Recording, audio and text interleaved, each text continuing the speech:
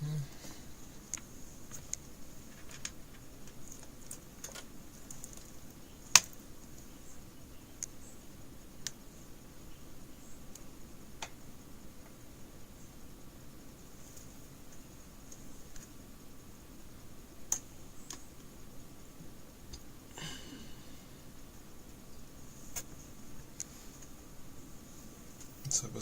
up?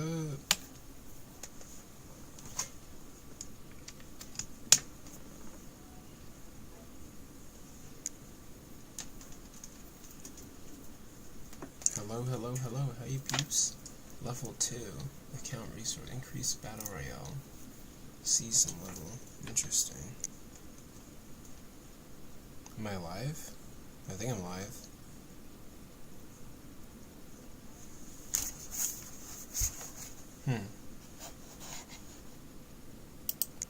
Oh, okay. Yeah, I'm live. What's up? Welcome in, people. Welcome in. Good to see you. What's up, babe? Hey, folks. Hey, good to see you. Thank you for being here. Let's see.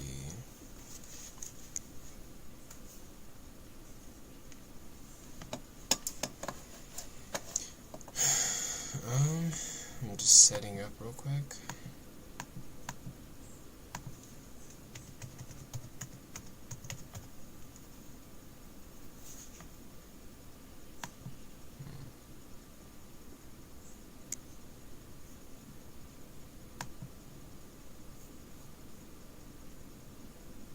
Oh, there's a lot of background noise.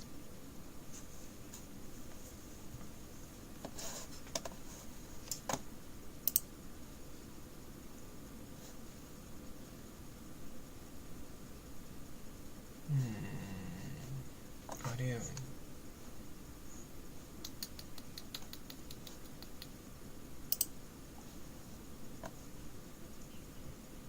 Mic, audio.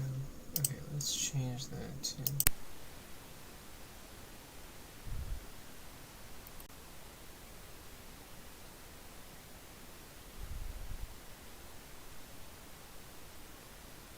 Interesting.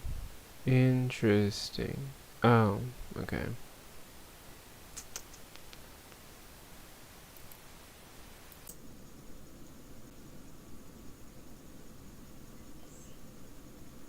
That's weird.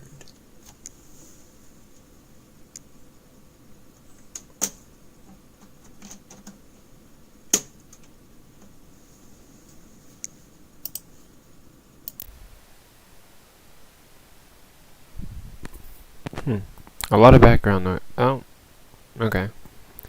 Ooh, I see you. Give me one sec.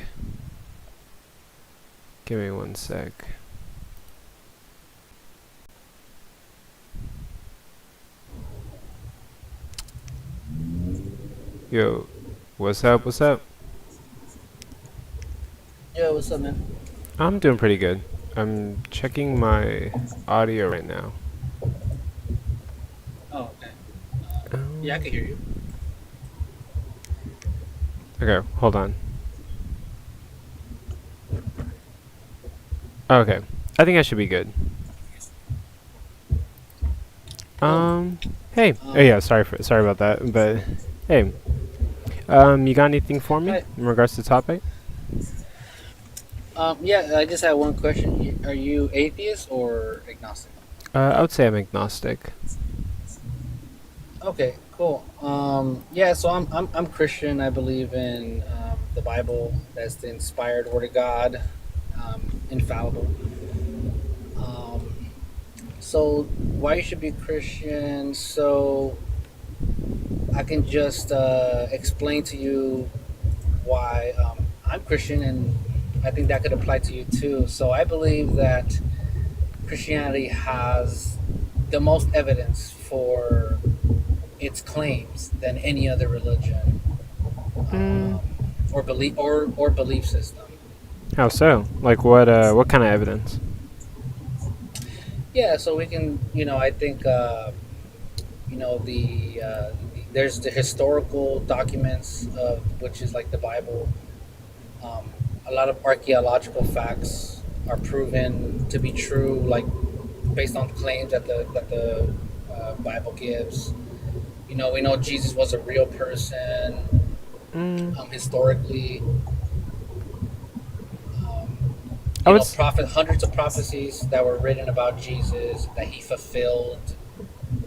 So, Yeah, so I guess here would be my objections. I'm yeah, I'm terrible with prophecies. I have to like do research on prophecies, so I'm not even going to like attack that point. I'll even concede and grant you that point. Um, yeah, but when it comes to like the Bible, I guess the Bible is evidence, but I don't really see it as like good evidence. You said like the Bible is like the divine word of God, but to be honest, like I think the Bible makes a bunch of historical claims that are like unjustified or unsubstantiated. Um, and I mean, like, I just see like a lot of flaws in like the Bible and some of like the prescriptions of the Old Testament.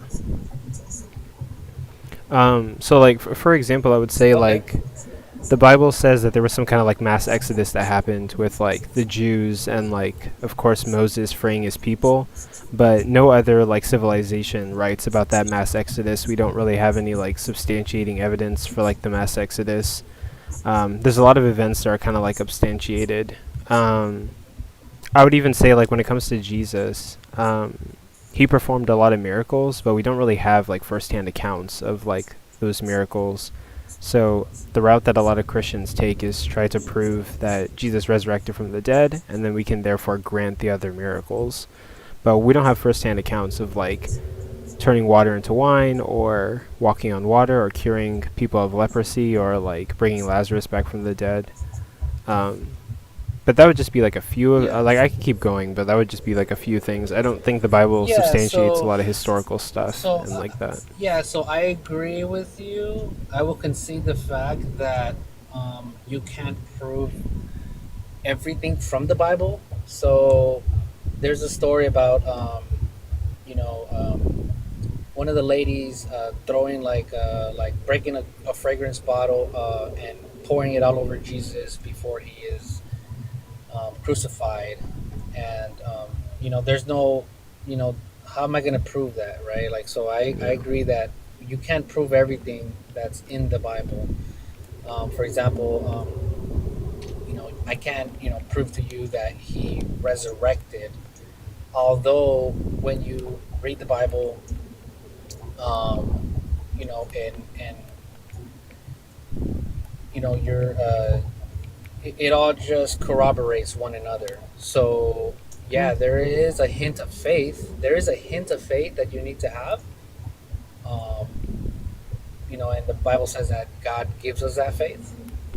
Or I would say like, But I would say yeah, like, but let me okay, just finish this. Let me just go finish ahead. this quick point. My bad. I'm sorry. The last point. That no, no worries. The last point was just that um, just because everything can be proven, it doesn't mean that there's unequivocal evidence in the Bible that it is true.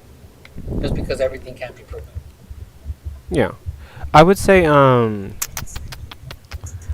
so I guess the goal for me wouldn't be so much to like prove this stuff in the Bible, but to give some kind of like substantiation that it's like highly probable that the things in the Bible could have occurred.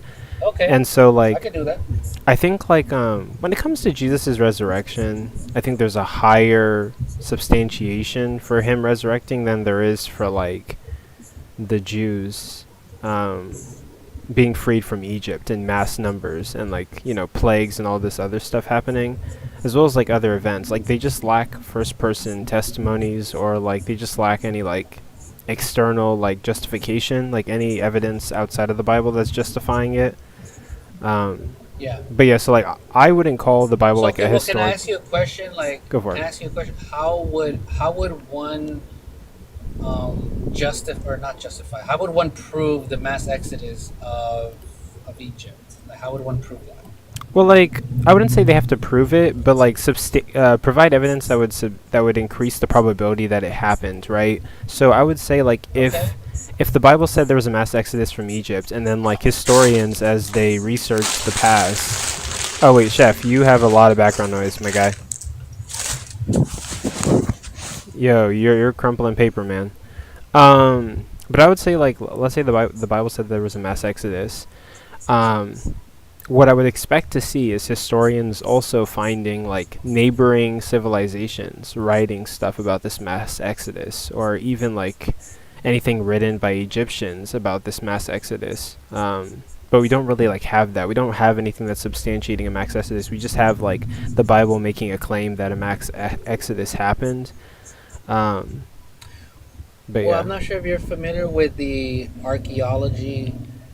um, the archaeology that shows that there were Jews, like I think it's in Egyptian writing. They mention a group called Jews.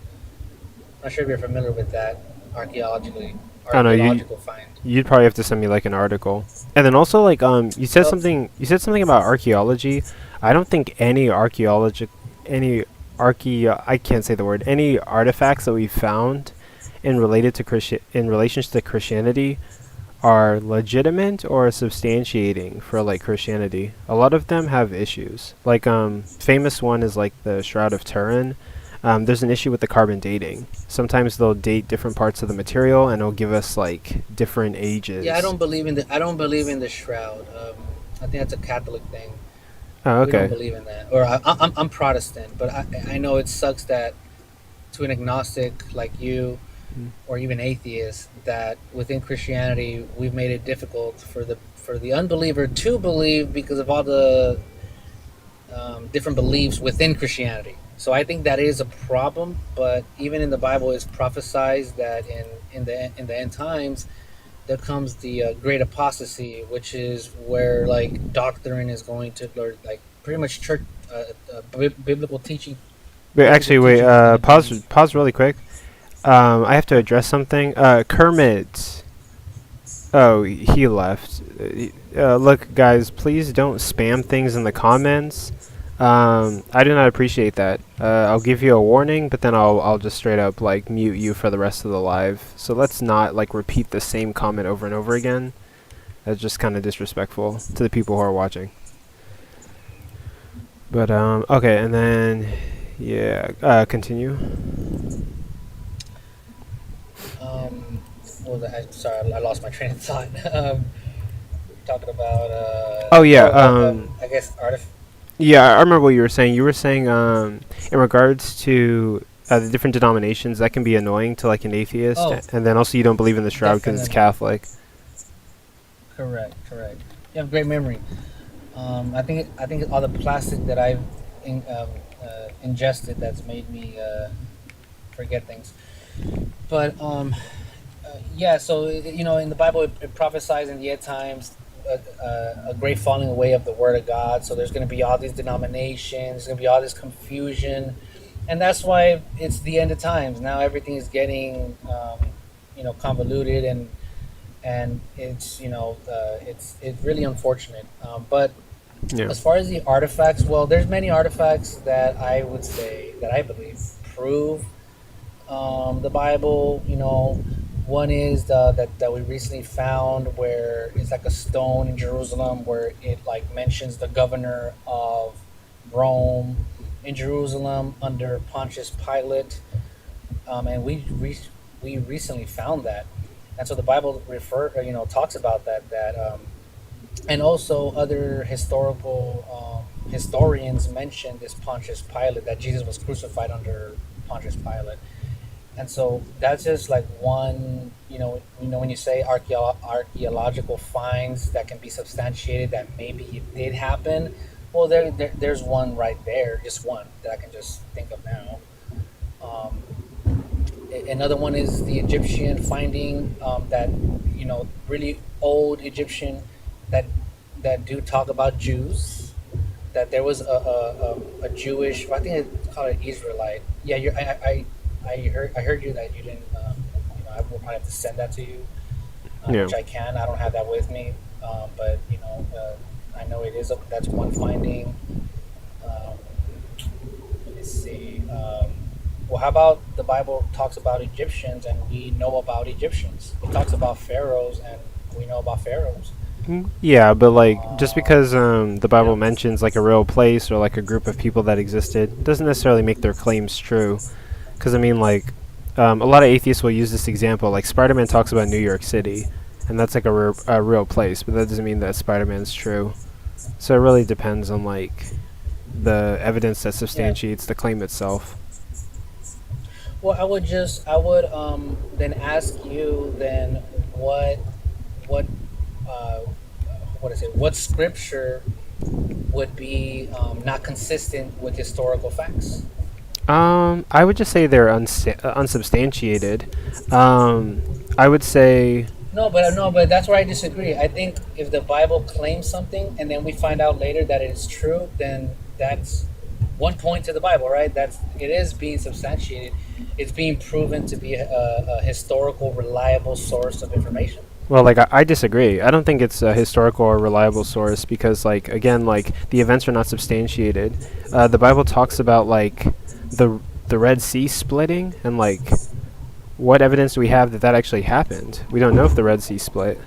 The Max Exodus, I guess I have to evaluate the evidence you presented me.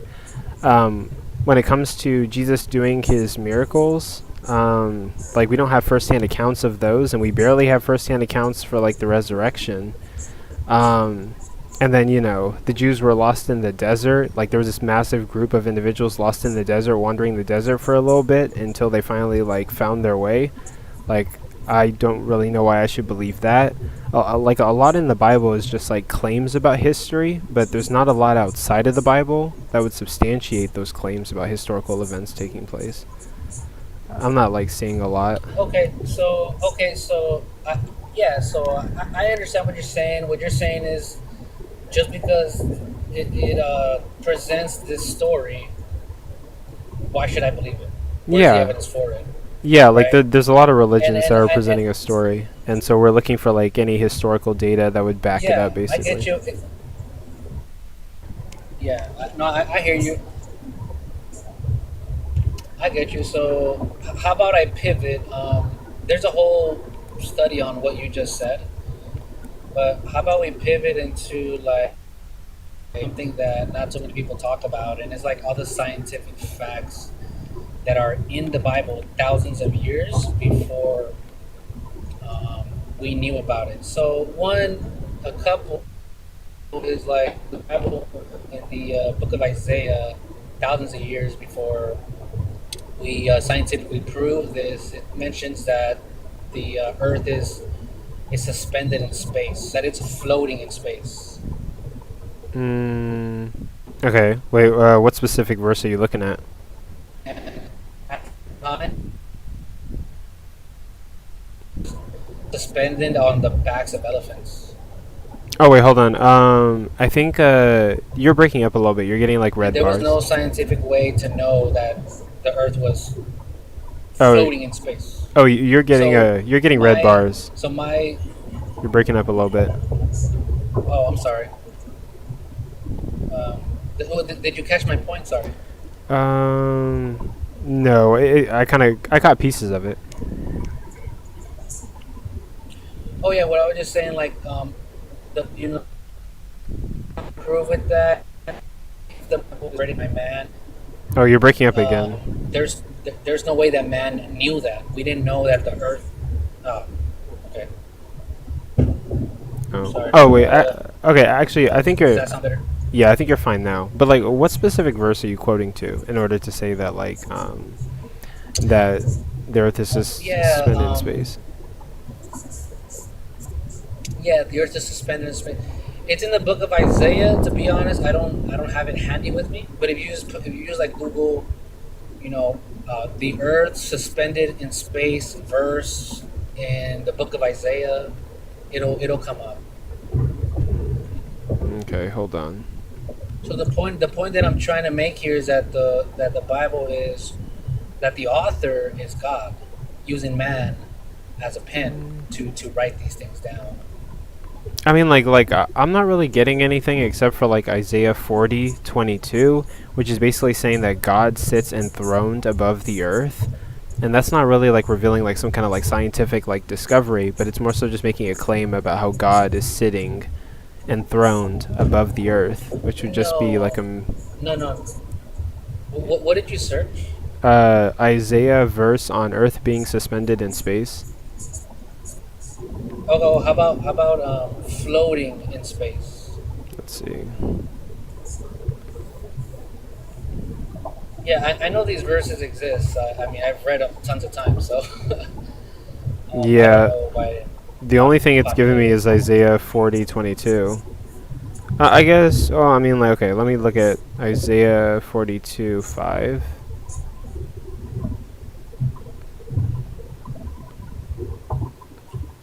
Well, like I can tell you what the verse says. The verse says, that the earth hangs on nothing. Mm,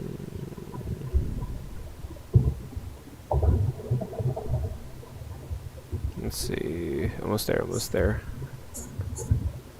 Getting the right.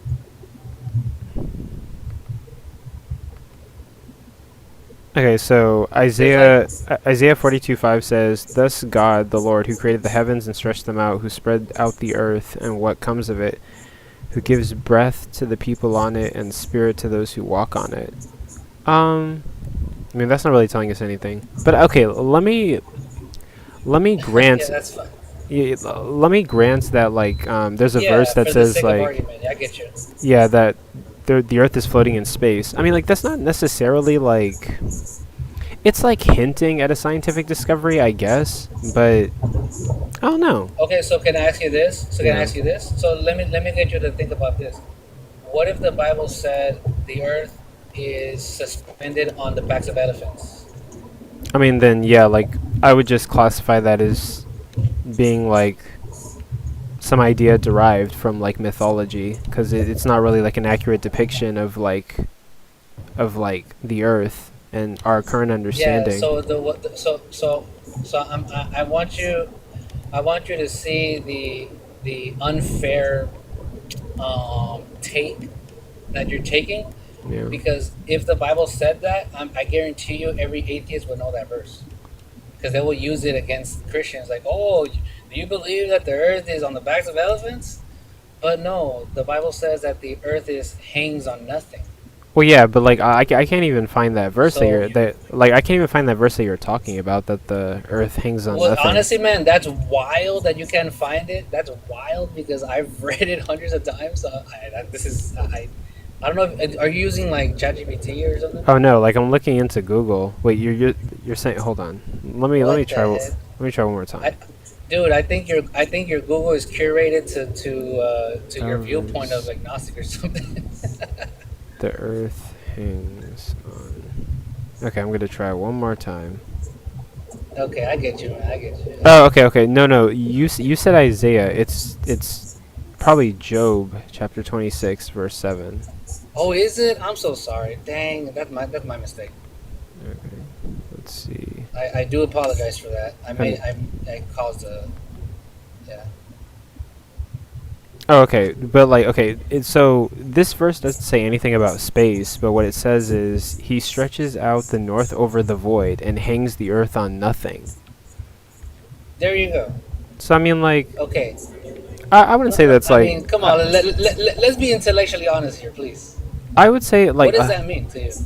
I wouldn't say that's like a scientific discovery. I would say like it's because like a scientific discovery would be if the Bible told us some kind of like mathematical equation or like something about like gravity existing. I mean, all this is saying is that God stretches No, out no, the no. I north didn't. and like Yeah, it no, I hangs didn't on say. nothing.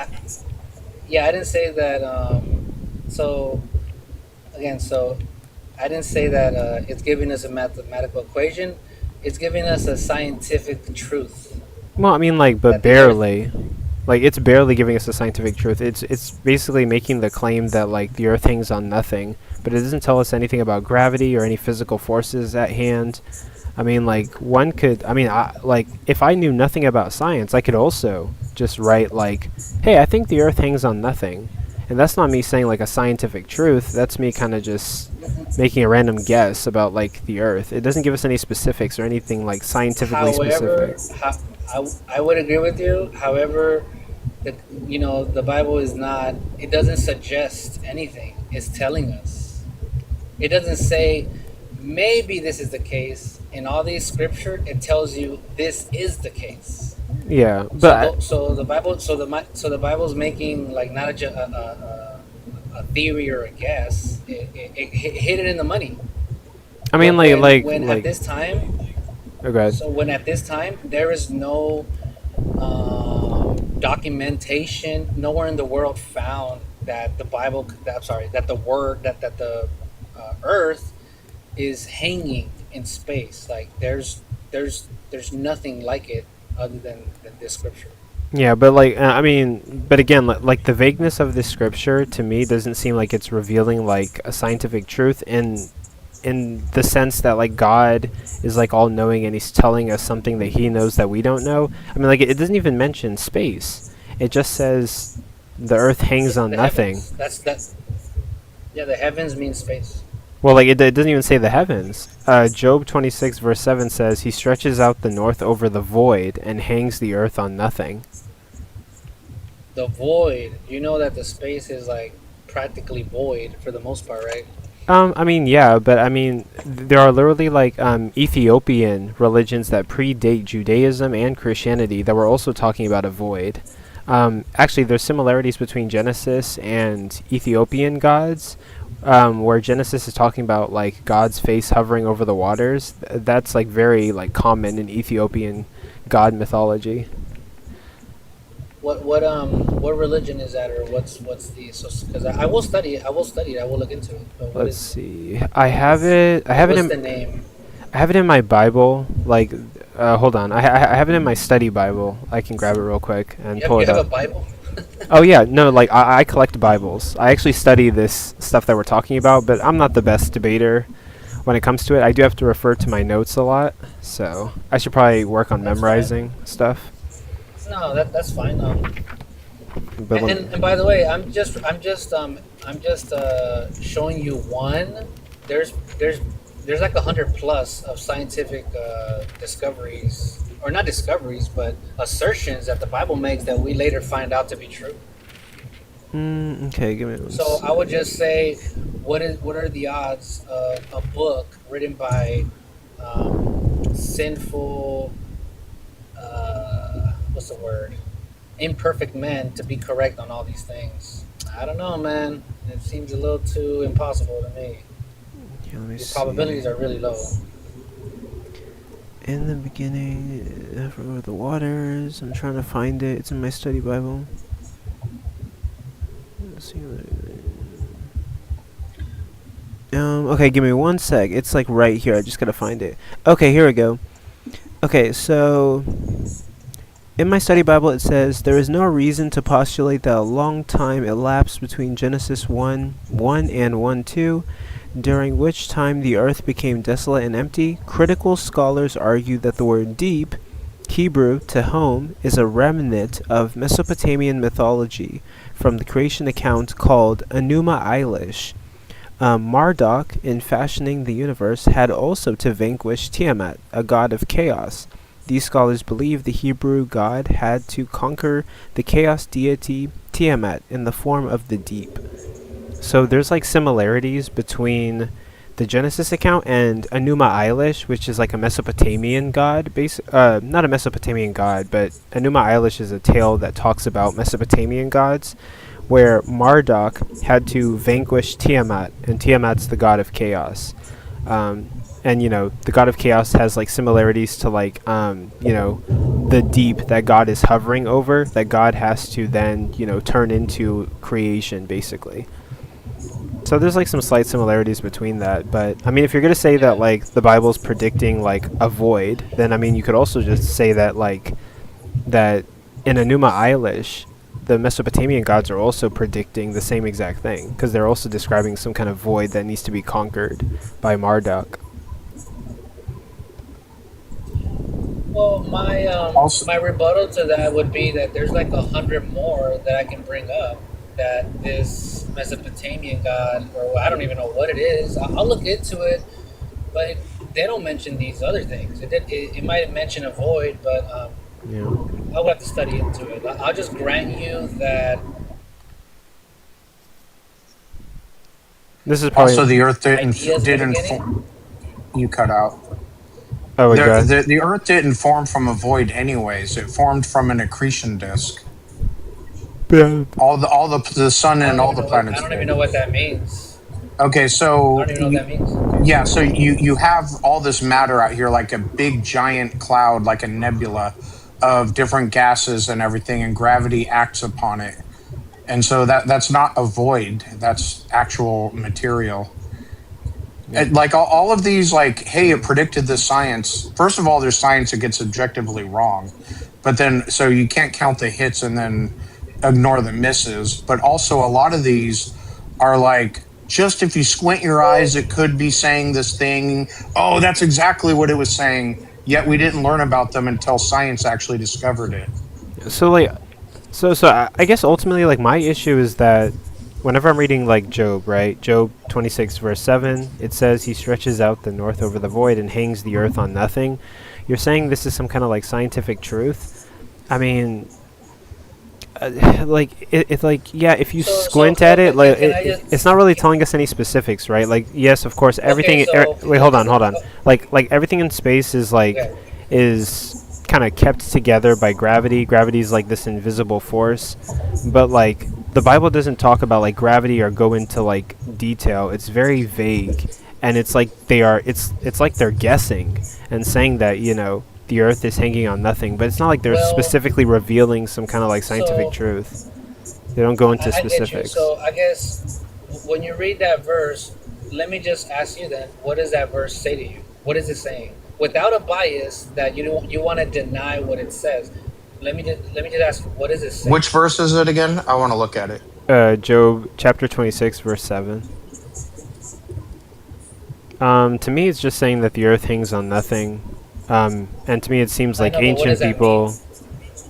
I Because mean, that's poetic language. Because that's poetic language. Because obviously the earth is not being hung, right? So what is it saying? That's all. That's my question. What is it saying? yeah, like obviously it's trying to describe like it's bearing some kind of similarities to like maybe the Earth like existing in space with gravity, but like I don't think that they're revealing some kind of like scientific truth. I I don't. think it's just people making I don't think it inferences. mentions. I don't think it makes. Would you say? Yeah, I think it's describing. Is using. This is remember. This is thousands of years old. Yeah. So, they don't have the knowledge of today. So they're not going to use gravity and all these things Well, because to be honest, like in Christianity, like we don't like science doesn't matter to worshiping God. Science doesn't matter. Like what I'm trying to say is we're not scientists. yeah, but like Um, this was the point that you brought up, right? Like the Bible reveals like scientific like yeah, points, and like yeah, okay, so and it like did. even if I grant that like oh they're not going to use the word gravity, at the very least they could have said like the Earth is floating in space and it's held in its position by a No, force. okay, but okay, I would say that's what you wanted to say, but I'm asking you, what is when you read it, what are you getting from it? That's what I want you to Yeah, extract. this to me just seems like ancient people taking a guess at like what could be the answer for like the Earth. Like it doesn't. It's not revealing to me any like scientific like. It's not very What specific. was that? Well, to me, this just seems like ancient people making Yeah, inferences, and so like I it's guess not really what I'm scientific trying to get at specific. is when you read that verse, Yeah. you get a picture in your mind that the earth is just floating. And if that's the case, then the writer accomplished his goal to get you to understand or to convey a truth that the earth is. Yeah, So, So he, you have red bars. uh, um, s- all right. So I'm going to look into that because if he did wanted to get, say the earth weighs 7,000. He has red bars, he's so it cutting. might be Yeah, yeah. yeah. Hey, Sean. Hey, how's it going? Yeah, I'm alive. But yeah, thank you You guys know, for. Oh, go ahead. yeah. Oh, but I guess quick announcement. Thank you guys for being here. There's 7 people in here. If you can, tap your screens like the live. That gets more people in here. You don't have to. Times are hard right now. But if you can, send a heart me. That also gets this live on the For You page. But again, I just appreciate you guys being here and watching the live stream. And so, thanks. But yeah, go ahead.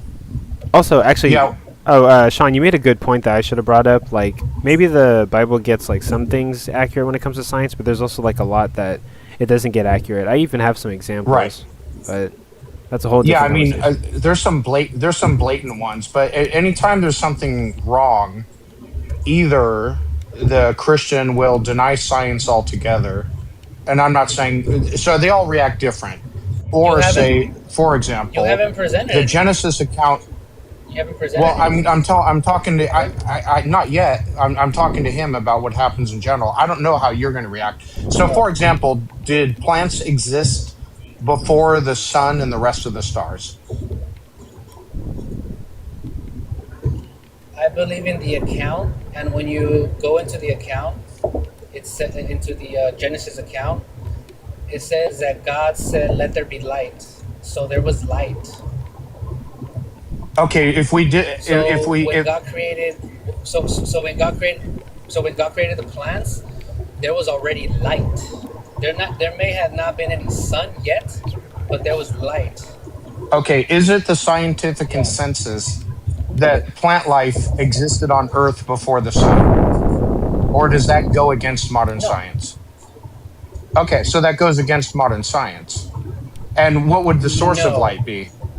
And if the sun disappeared right now, not even So let's the reason why discount it like the doesn't rest go of the star. against Hang modern on, let me. science Please don't is talk over because me. God can create is Please, because please God don't. can Please create don't. Oh, something out yeah. of nothing. Okay, got you. So basically, when the Bible goes completely against science, it's magic. But then if it gets something right, oh look, they knew. So it's like heads I win, tails you lose. So I think now you're turning to ad hominems. Oh, that's not No, ad the. hominem is if no, an ad hominem is if I insult you and I say you're wrong because you're a poo poo head. I didn't do that, and I didn't insult you. I'm Well, mocking you, you're the paradigm of your argument that when it gets it wrong, well, God yeah. can do anything, but if it gets it right, like oh look, they knew. It's not a very. I don't think it's Well, a ingenuous way of going about it. you're insulting my intelligence for believing this, so I do take it as an ad hominem, as in a sarcastic way that you're doing it, because I have not gotten sarcastic at all. And believe me, I can get pretty sarcastic, but I choose Okay, not to. I think we're just attacking the okay. reasoning. Well, I was mocking your position. I said nothing about you. But what I'm saying is that happens all the time. And, I mean, the Adam and Eve story is obviously quite ridiculous. Human beings didn't exist in our The current Big form, Bang is Homo pretty sapiens. ridiculous too. The Big Bang is extremely ridiculous. The fact that And or abiogenesis or evolution is never been observed. It's never been proven. And so you guys want to come to us asking for proof, but you have no proof for your main Actually, beliefs. wait, hold on. where, How does Wait, wait, wait, abiogenesis wait. happen? Let How me does jump it in. we Oh, but go ahead and finish. But I'll go after you, Richard. I'm gonna jump in. I was gonna say like we've never observed abiogenesis, but you guys, but scientists pretend to be so smart and say that it happened, and the reason why we can't what's the word mimic or whatever the conditions is because the Earth is not in the same conditions. But still, you guys are believing something that has never been observed with evidence. But when we want to prove or we have an exertion on something that we also cannot fully prove the same way you guys were attacked for it and we believe in some poo-poo story. oh, it's can it's I, it's it's, it's, it's inconsistent. Mm, yeah, I do you mind if I respond to the, go ahead. Go ahead, Coco. uh, It's your life. yeah, I do want to jump in. What was I gonna say? But okay, so well, at least for me, like I'm not necessarily asking for proof, but more so just like substantiation, like evidence. But with this Job verse, like I just see some very vague like inference that like the Earth is hanging on something, and like it's very vague. It's not saying gravity. It's not saying force, and like okay, like it could be the case that God is revealing to us gravity, but it could also equally as likely be the case that somebody was writing a poem and they just accidentally basically guessed that like the earth is operating by some kind of force that's like Ah, unattainable gotcha. to the eye. So I mean, so so for so me, like, you're attributing accuracy to just by chance. you told me that the Bible revealed like scientific truths. I would expect like some kind of specificity That when it is a comes to like. scientific truth that the Earth is floating in space. That is literally scientific proof. I mean, like, but they did mention anything about like what causes the Earth to float in space, like gravity. They said the Earth is floating in space, and it could be the case that like they're predicting. The Bible is not a scientific book. Then why'd Like you say it's God is predicting not scientific? concerned. Wait, this is your point. You're saying that like it predicts scientific truths, and then you're saying that the Bible is not a It scientific book. did. It Hold just on, hold no on. no no. You What I'm can't have it saying both ways. You can't say the Bible predicts scientific truths and it's not a science book. is not an engineering book. Is what I'm saying.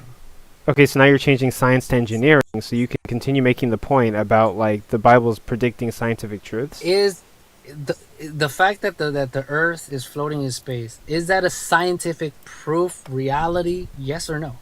Um, it's not even a proof. It's just like, yeah, sure. Oh my It's like an word! observation. You're being disingenuous, man. No, You're I'm being not being I'm disingenuous. not being disingenuous. You're taking a vague So is it verse. fairy tale? Is it fairy tale that that the Earth is floating in space? Is that fairy tale? No, it's not fairy tale.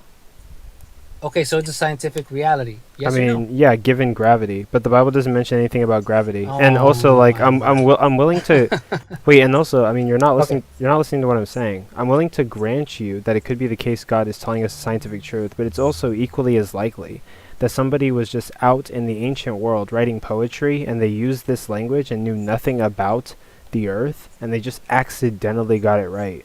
Like, Okay, so okay, you know what? I'm gonna grant you wait, hold on, that. hold on. How about that?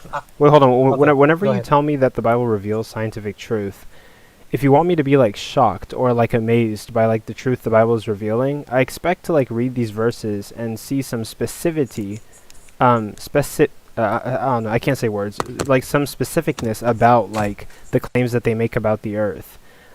But this is very What vague. if, what if I then showed you 100 other ones? I mean, yeah, you could Would show that me be a. wow? I mean, you could show me another one, but also like uh okay, yeah. I want you to show me another one, but also Sean made a point that I should have made. I was tired and I didn't make this point. I could have made this point, but like the Bible gets a lot of stuff wrong about science as well, and so Yeah, like what I mentioned, the whole Adam and Eve story, when the evidence for biological evolution is overwhelming. And Richard, since you said it's not, I'm curious, have you actually read about biological evolution from actual science websites or edu biology departments or anything like that? Or have you only read like Answers in Genesis or, creationist sites? I took AP biology and I got an A in it, and when I took the test, I Oh, got a 4. oh, cool. Well, I got to. So Then I don't have to dumb it down for you. So, how do you explain God damn. how why humans and chimpanzees have over 200 endogenous retroviruses in the same viruses in the same exact genome locations?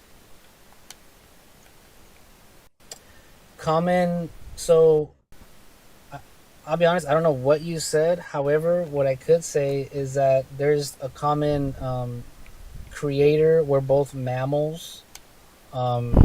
Yeah, We that's have yeah, we have similar features. However, we've never observed evolution. We've okay. never Yeah, so seen we never seen one kind of animal, turn into. I believe in natural selection. I believe in micro evolution, but we never yeah, observed so macro.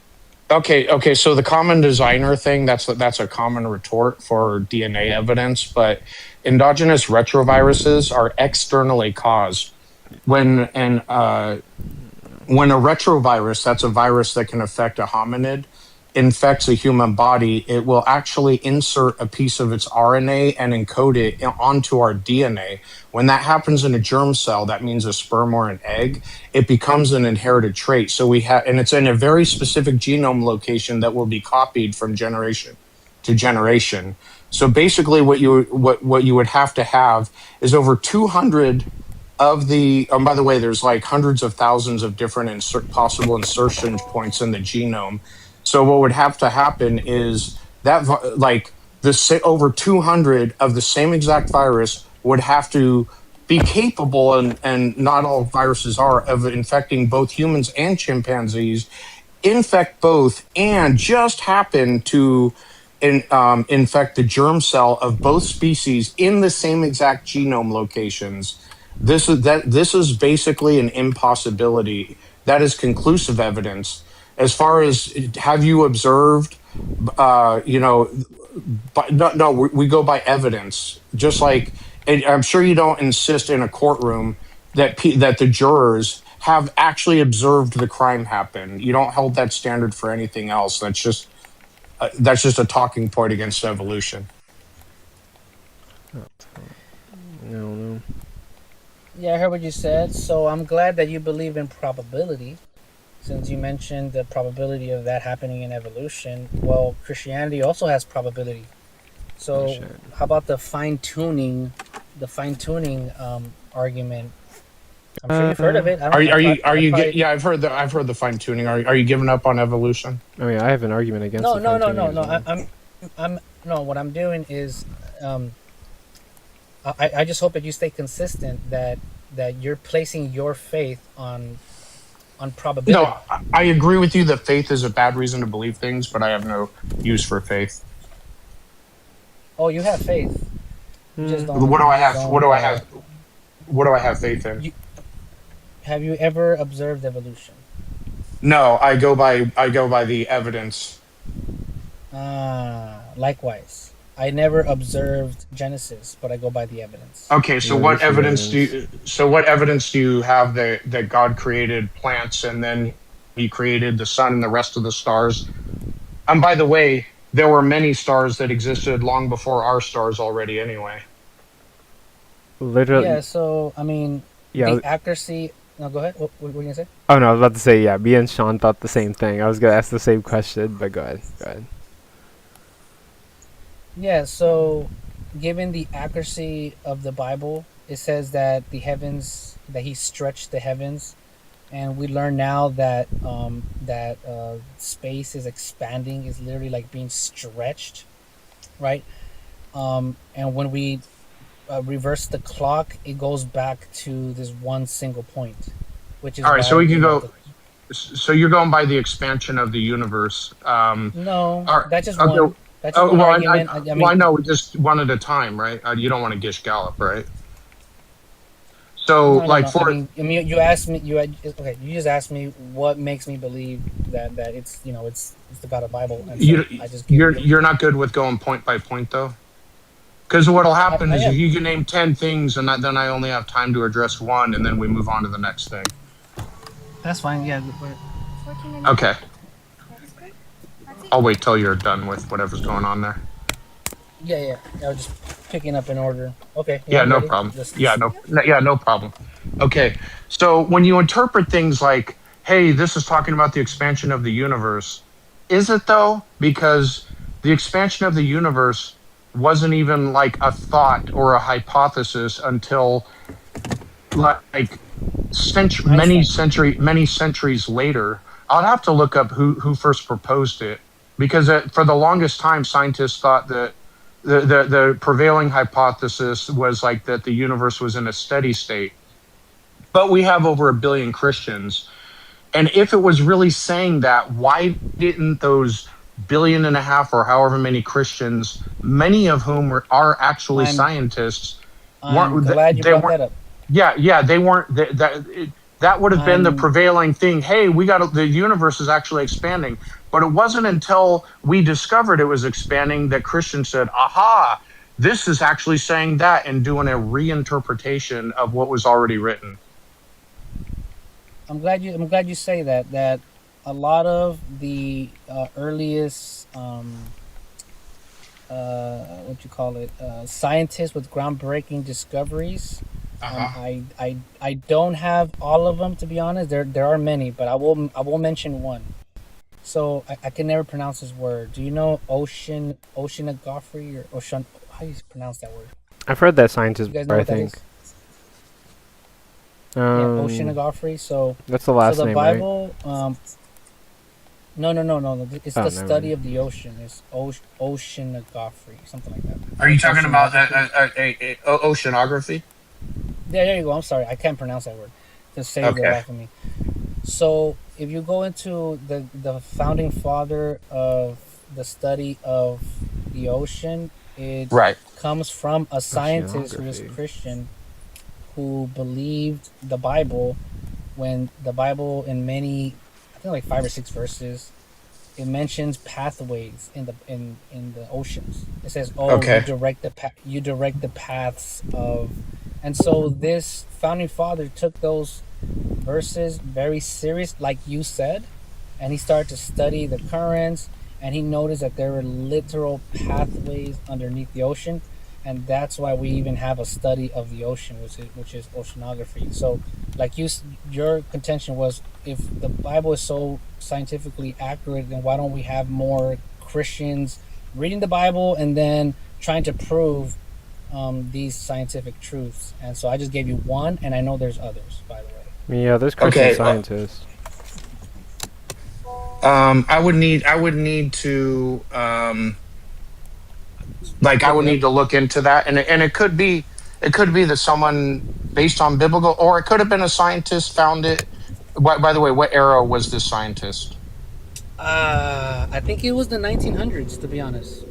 Now, all you Okay. have to do is put founding father of oceanography Uh and huh. what led him to study whatever, and it was Yeah. Bible verses that mentioned that there are pathways in the ocean, pathways in the ocean, currents, and that's how we know about currents and all that now because of this man that took the Bible I mean, for its word. I might be wrong about this. I'm pretty sure like oceanography is developed like independently in multiple different places. Like the modern oceanography you find that like had an origin in like the early modern period, but I don't think there was like one person that like came up with the idea of oceanography like as a concept. Like Sure, I'd have to look into it too. Yeah. Yeah. I would. Yeah. I can't comment on that until I actually research it Yeah, myself. But I'm willing. that would I'm just willing to be open that to would it. But just be false. What I think what you're trying to do is trying to assert that is false because you want to believe what you want to believe. no, I But disagree. I that mean, I appreciate that you think you can read my mind. I Okay. said I'll look into it, I and wasn't it may talking be the about you. case. I wasn't talking about you. I was Okay, talking are you my bad. I to apologize. If you're talking to talking to someone me else, then from? my bad. You're talking about me? yep. Well, I'm a Because theist. I don't even I believe God no, exists. but That's what you they just asked about. made that's great, but you just made an assertion that what I just said is not true, which is completely No, false because it I is just true. I didn't make an assertion. I said that from what I know, it's pretty likely that like something like oceanography developed independently in multiple places. But I don't think there's any reason to believe it developed from one person, I'm telling solely you a from one fact, but person. you're just okay. Whatever. Like just go look it up. Just go look it up. Yeah, I'd have to look into it. Oh shoot, sorry, Okay. I just saw this request. But okay, I would say okay. So that verse that you gave, I'm a bit unsure on that one. Um, do you have any other things that you think the Bible predicted that were Yes, accurate?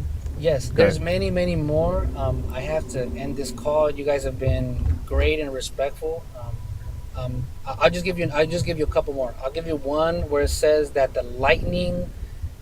What is it? That lightning can carry voice, something like that. It literally What? mentions lightning with voice. What verse? Okay, Do so you know what you're book and chapter that is?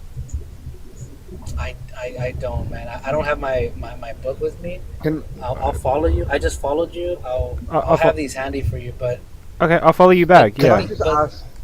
Can I just ask quickly? You're stating all of these as like fact, and even you would agree that these are all like based on post hoc analysis. Like the early churches didn't have any like true understanding of these things just based on the words in the book, but also the Bible like kind of getting a few things right depending on how you interpret the words later on. is still disproven by the fact that the Bible also gets many scientific claims very much wrong. We said that Yeah, earlier. Yeah, that's what exactly. Both of those accounts. I would just say, what are those? I mean, you can make an assertion all day long. I'm Do you, giving want you me to, do you want me to go actual. through like a list? Right, I can give you a list, and I can give you the passages related to them right now. Or here, let me even name Yeah. one. So, okay, so I have to end the call soon, but yeah, let's just name one. I know you guys mentioned the one with the plants and the sun, and I already gave an explanation for that. Animals that chew cud. This is from Leviticus 11 That's a verses good one. 5-6, where God makes claims about what animals do and don't chew cud, and he gets it very much wrong. yeah, like rabbits don't chew cud. Cud is normally something that's done by animals with second stomachs, or like they regurgitate their food, and then they re-eat it. I'll look digest into it. I never heard of this, but like the same way you guys haven't heard of some stuff that I mentioned, I'll look into it. You said that rabbits don't chew cud in Leviticus. Yeah. So Well, they do in Leviticus, but they don't in reality.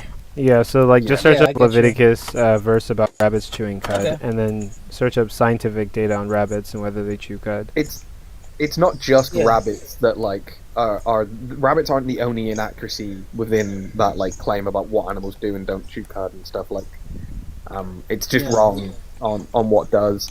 It's also there's verses about stars falling to earth, depending on if you take that literally, a star does not fall to earth. Ever. The firmament. Yeah. I mean, Probably assume that they were either talking metaphorically about I don't know, spirits or angels, or they were they had some concept of meteors, maybe. But yeah, so that's what I'm saying. So the firmament or the dome. I mean, that one's pretty. Genesis's claim about there being water above the firmament, and I mean that would wrong. explain the flood, and why we find fishes at the top of mountains nowadays for a flood. But I mean, I'm not gonna get into that. I mean, the But, firmament isn't just a barrier above. It's like the firmament, and the Hebrew concept of the firmament believed in a flat earth Yep. that was held up. I mean, by pillars. I affirm that all of these have explanations. But whatever. There's I don't have time the I don't have cosmology- time for all of them. actually The cosmology presented in the Bible is not scientific in any. One of my favorite ones is there's a verse in Genesis as well, Genesis chapter 30, verses 37 through 40, where they talk about being able to create striped animals by having them mate in front of striped poles.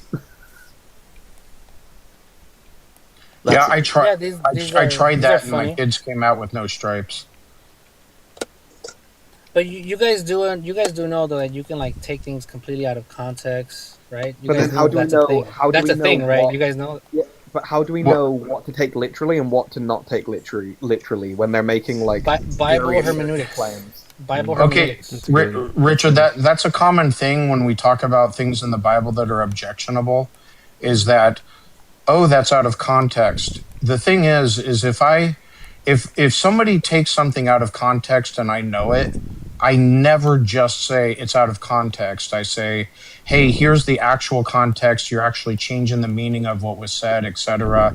And I explain it. Just saying out of context is like a hand wave. No, yeah, I'm saying that because I need to leave soon. But I was just saying that the same way I'm going to study these things, I'm just letting you guys know that things can be taken out of context. Therefore, Sure. keep that in mind. No, that's fair. it. Yeah, okay. No, that's Yeah, just all a right. con. You guys have a Alright, good one.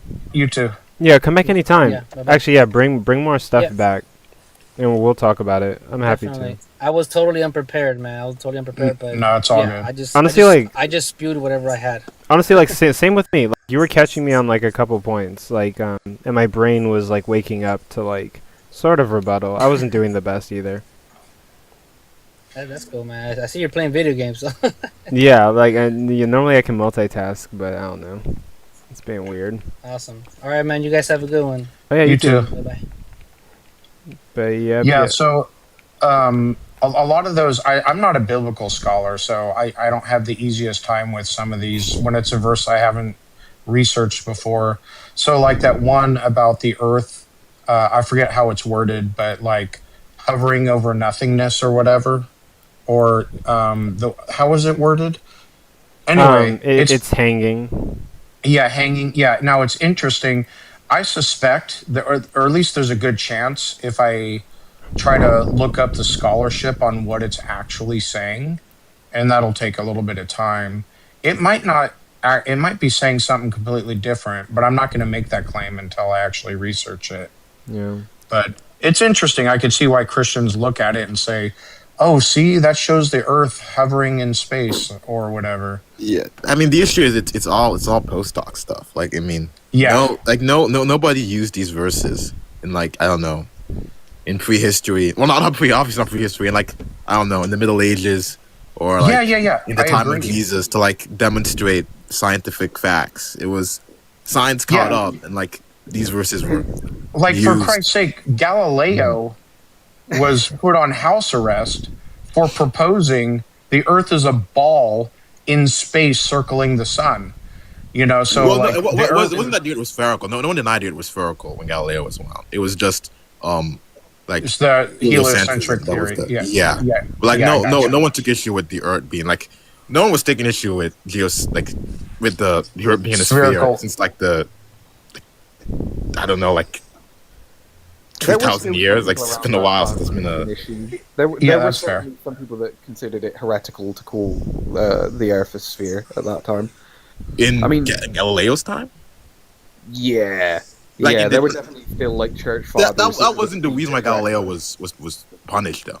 No, it's not the That's what sole. they had But, to do. like, there were certainly there were still people making that claim upon Galileo. There were like Yeah, church fathers saying but- it's heretical. No, to, dude, just people saying don't believe it is Galileo- flat right now, but like that wasn't a common view like among intellectuals or even in the church to believe the Earth was flat. Like geocentrism, like the sort of view that like Aristotle had about the cosmos, like Aristotle's cosmology basically was what the church believed. Like Yeah. they believed in like spheres and like I don't know what the exact like view they had on how the celestial bodies move, but it was like copied from like some of like the early like Greek thinkers.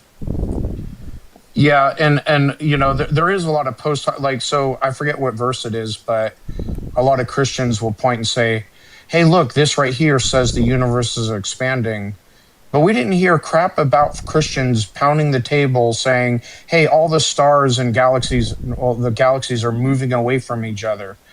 Like no, like you know what I'm saying? Like until science discovered it, and then went back to the verse and said, "Aha, that's what this is saying." You get what I It's like it is like a lot of things like this. Sometimes these things were like known about, like the currents thing, the oceanography thing. I mean, Yeah. I'm pretty sure that people knew about currents in the time of the Bible. Still, like that's not something that you need like super advanced science to figure out. Like I'm pretty sure like sailors, people that were familiar with like large bodies of water had figured this out. well, you wouldn't even need like a true sailor to know of currents because Yeah. we have like currents all the way up to the shoreline. Mm. Like you have undercurrents that drag people away. Like they'd have been. Yeah, aware we have there was- riptide. Yeah, and there's riptides and stuff like that too. Yeah, And this thing is like, like I'm a Christian, so like I debate Muslims on this a lot, and they do like the same sort of thing too. I do like this is much more common for Muslims this actually because they do like the Quranic miracles, and they'll do things like they'll mention like how in the Quran there are like just like verses like relating to like fetal development, but all of that like when you look at those verses. Very often, what they're describing had like analogs to things that already exist in history. Like there were scientists, well, maybe scientists is the wrong word, but like natural historians and philosophers that had ideas about fetal development that match up pretty closely to what the Quran talks about, and it matches up more closely with what already existed in the ancient world and what like modern science tells us about how like fetus development. And the same is true for the Bible. I'll say that even as someone that is a Christian, like these verses that are used to like claim that there's like scientific predictions made in the Bible they're just not. It's not doing that. It's not what the Bible is doing at any point.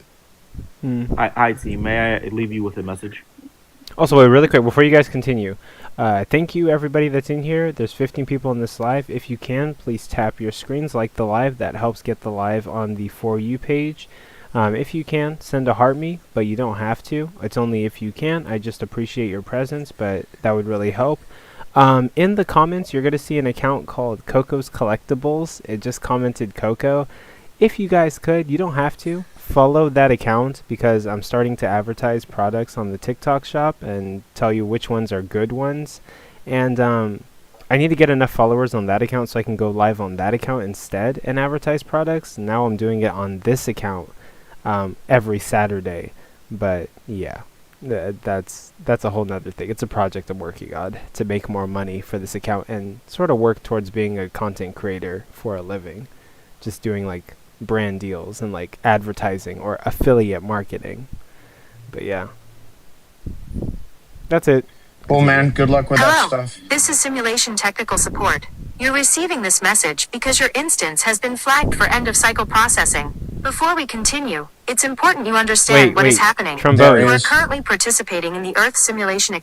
Okay, was that like intentionally to disrupt, or are you having an issue? You selected this life, including your starting. Okay, you're having an issue, so you can get dropped to the comments. Oh, that's the Matrix metrics, because like Matrix reference. Because in the movie, there's like a scene where the kid is like, there is no spoon. Okay. Oh, I get what the bit is now. But okay. But yeah, we're just waiting for like any Try questions. to bend the spoon. That's impossible. Yeah, Sean knows what I'm talking about. Oh yeah. Like I watched The Matrix too, so I get the reference. But yeah, I'm a bit tired today. But yeah, we're just waiting for some Christians, any ops, and yeah, I'll be happy to talk and speak with anybody. I mean, technically, I am an op, so. Okay, you're a Christian? Yeah. Okay. I guess the topic's on the screen. Why should I believe or trust in a Christian God? What would you have for me? Honestly, like, to be totally, I don't think I have like, at the moment, like, very many convincing like arguments. At least I would find. I think would be convinced to an atheist, of like Christianity. I think most of the arguments I would give for Christianity would start with you already like, believing in theism at the very least. So, I mean, right, that's the biggest hurdle, I'd say. Like, if obviously we don't believe that like gods exist, or if it's possible for gods to exist, then like, I mean, Christianity is like, not going to be even an option. I mean, like, a non-starter. Like I'm an agnostic, so I'm like open-minded to the possibility of God existing. And I think there are good arguments out there. I've heard some pretty good like. What do you say is the better argument you've heard? I would say I guess like it's more so I've heard good apologetics, but like I can't really name many like Christian arguments except for like the trans world depravity concept by Plantinga? Yeah, Plantinga, which is like a counter argument to like the problem of evil. But, yeah, like I've heard a couple good apologetics, but yeah, I think it's like 50-50 chance. It could be atheism or Christianity when I die. Or, I mean, it could be other religions. I just have to study them more. I'm kind of like hyper-focused on Christianity because I left Roman Catholicism. Yeah. I feel that too. Like, I've only really like looked into Abrahamic religions, and Same. I feel like that probably is a blind spot that I should try and correct, to be totally honest. Because, I mean, I just don't ever happen to engage with, like, Hindus or, like, I don't know, like Eastern religions very often, or, like, it's just not something that happens very often. Yep. And yeah. Even, like, Hellenistic, because, I mean, there are some people that believe in Hellenistic gods, I guess, that exist, too. Yeah, and also, like, I mean, if you're in America, then yeah, it's more common that like Christianity is what everyone's running into, and it's like rarely like Egyptian god or Norse pagan god or something like that. But, yeah. I mean, I just think, even if you're a skeptic, I think it just seems more likely that, I don't know, like Christianity is true more than like, I don't know, the Hellenistic religions. 'Cause I feel like Hellenistic religions are saying things about the world that like are just so, and like they're based upon assumptions about what are so obviously untrue that No. I mean they obviously are not like actual gods in Mount Olympus. Like there isn't like when I think, so because I'm a former Christian, and when I think, two things happen. Like if I just kind of casually hear the God sacrificed himself as his own son, etc. Like it all seems very like, yeah, that seems kind of normal. But then I come to realize it's like it's just been normalized because I was born and raised into it and heard it every day since birth.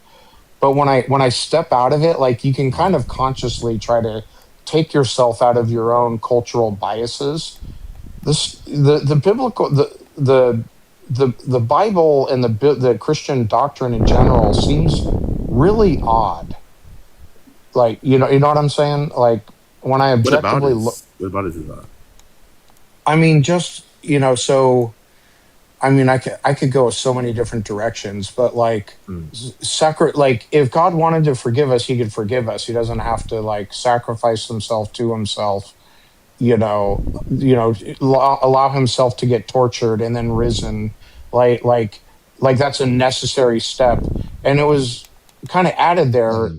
at a time when human sacrifice was like sort of a thing in some cultures. And then Hmm. you know okay, so one third of the angels, including Satan, decided to rebel and go against God. But Satan has never been portrayed as stupid.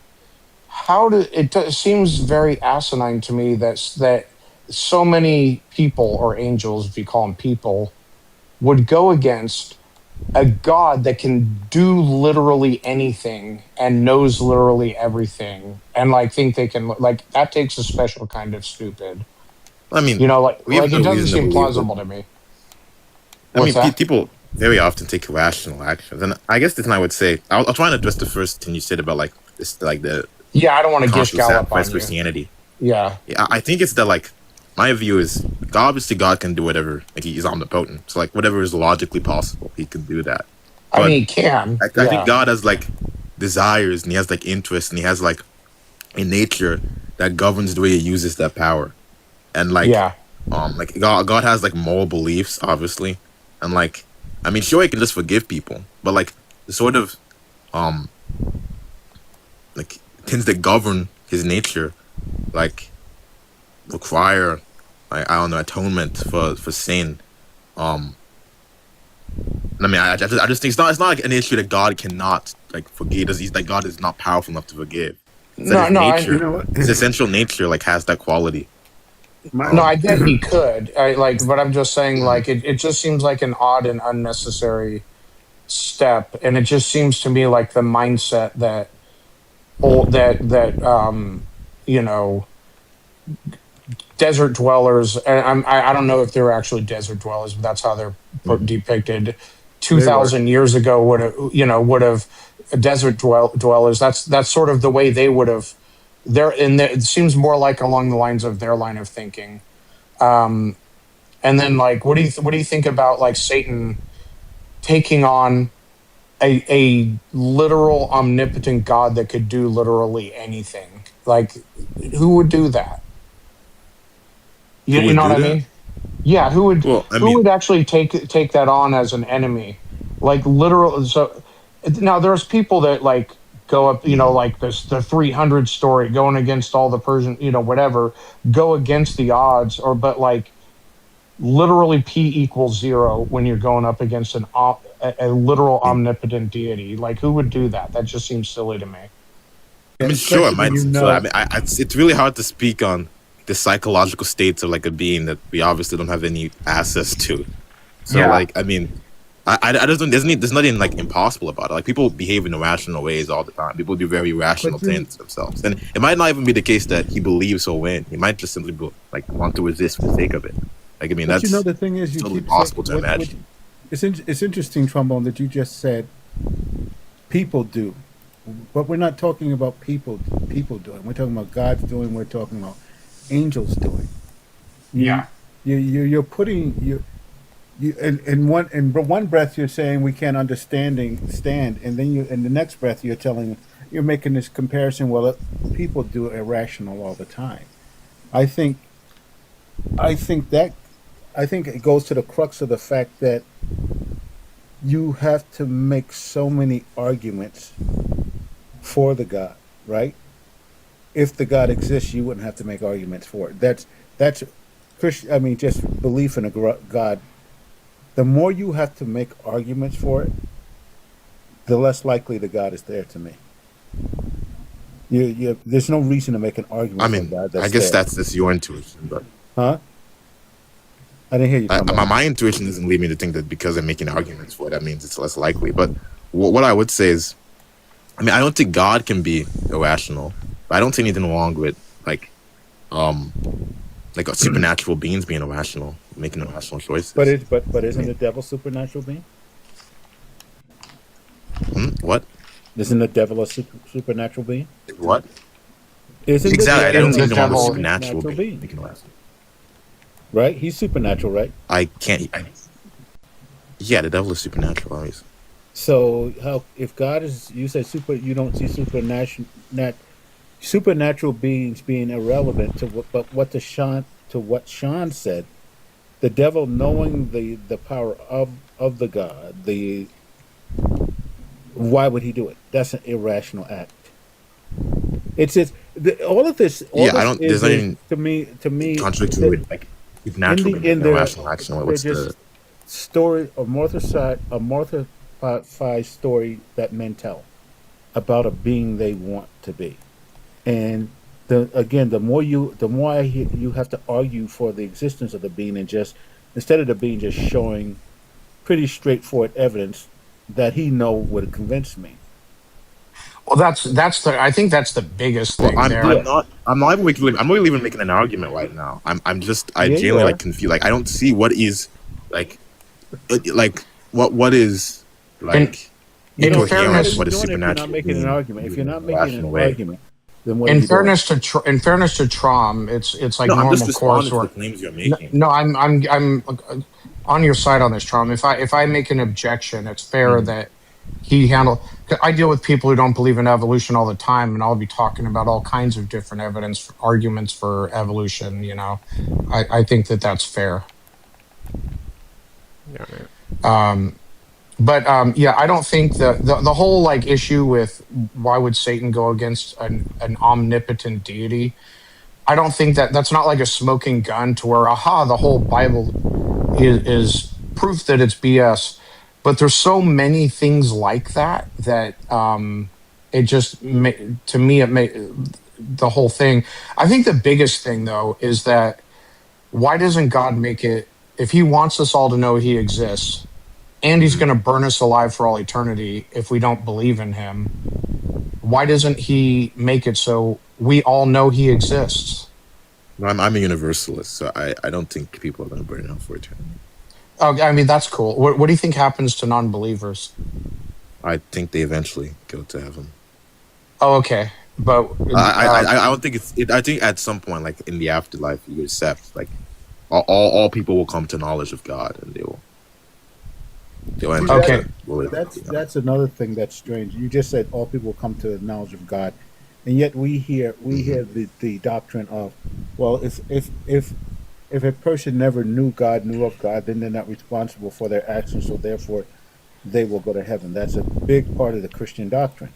So why would you go about trying to introduce this God to someone to automatically the default position? As soon as you introduce them to the God, the default position is they go to hell because now they have to make the decision to believe in the God. So all these things, none of them make sense. Well, I mean, you're kind of arguing with someone doesn't believe in that. Like I've told you, I don't believe in eternal conscious torment. And like there are a number of views about like the afterlife Christianity. Like there are people that are annihilationists, there are people that are like, universalists like myself. But you don't. Like, but you just said not all those in a beliefs are sense going to have you the do, same don't you? elements. Don't you? In a sense, you do, because even you said in the afterlife, you tell us that sooner or later everybody will know who God is, and then they must make a decision. So even if you don't do it in this life, you're still doing it. It doesn't matter if it's done in the afterlife. It's the same thing. They will be forced to know this God, and then they must now once they're forced to know this God, now they must serve this God, or they will go to heaven. So all you did was just move the goal. You just kicked the can down the road. No, it's less that they're forced. It's just that I believe that like human nature is just like going to be predisposed once it comes to full knowledge of God.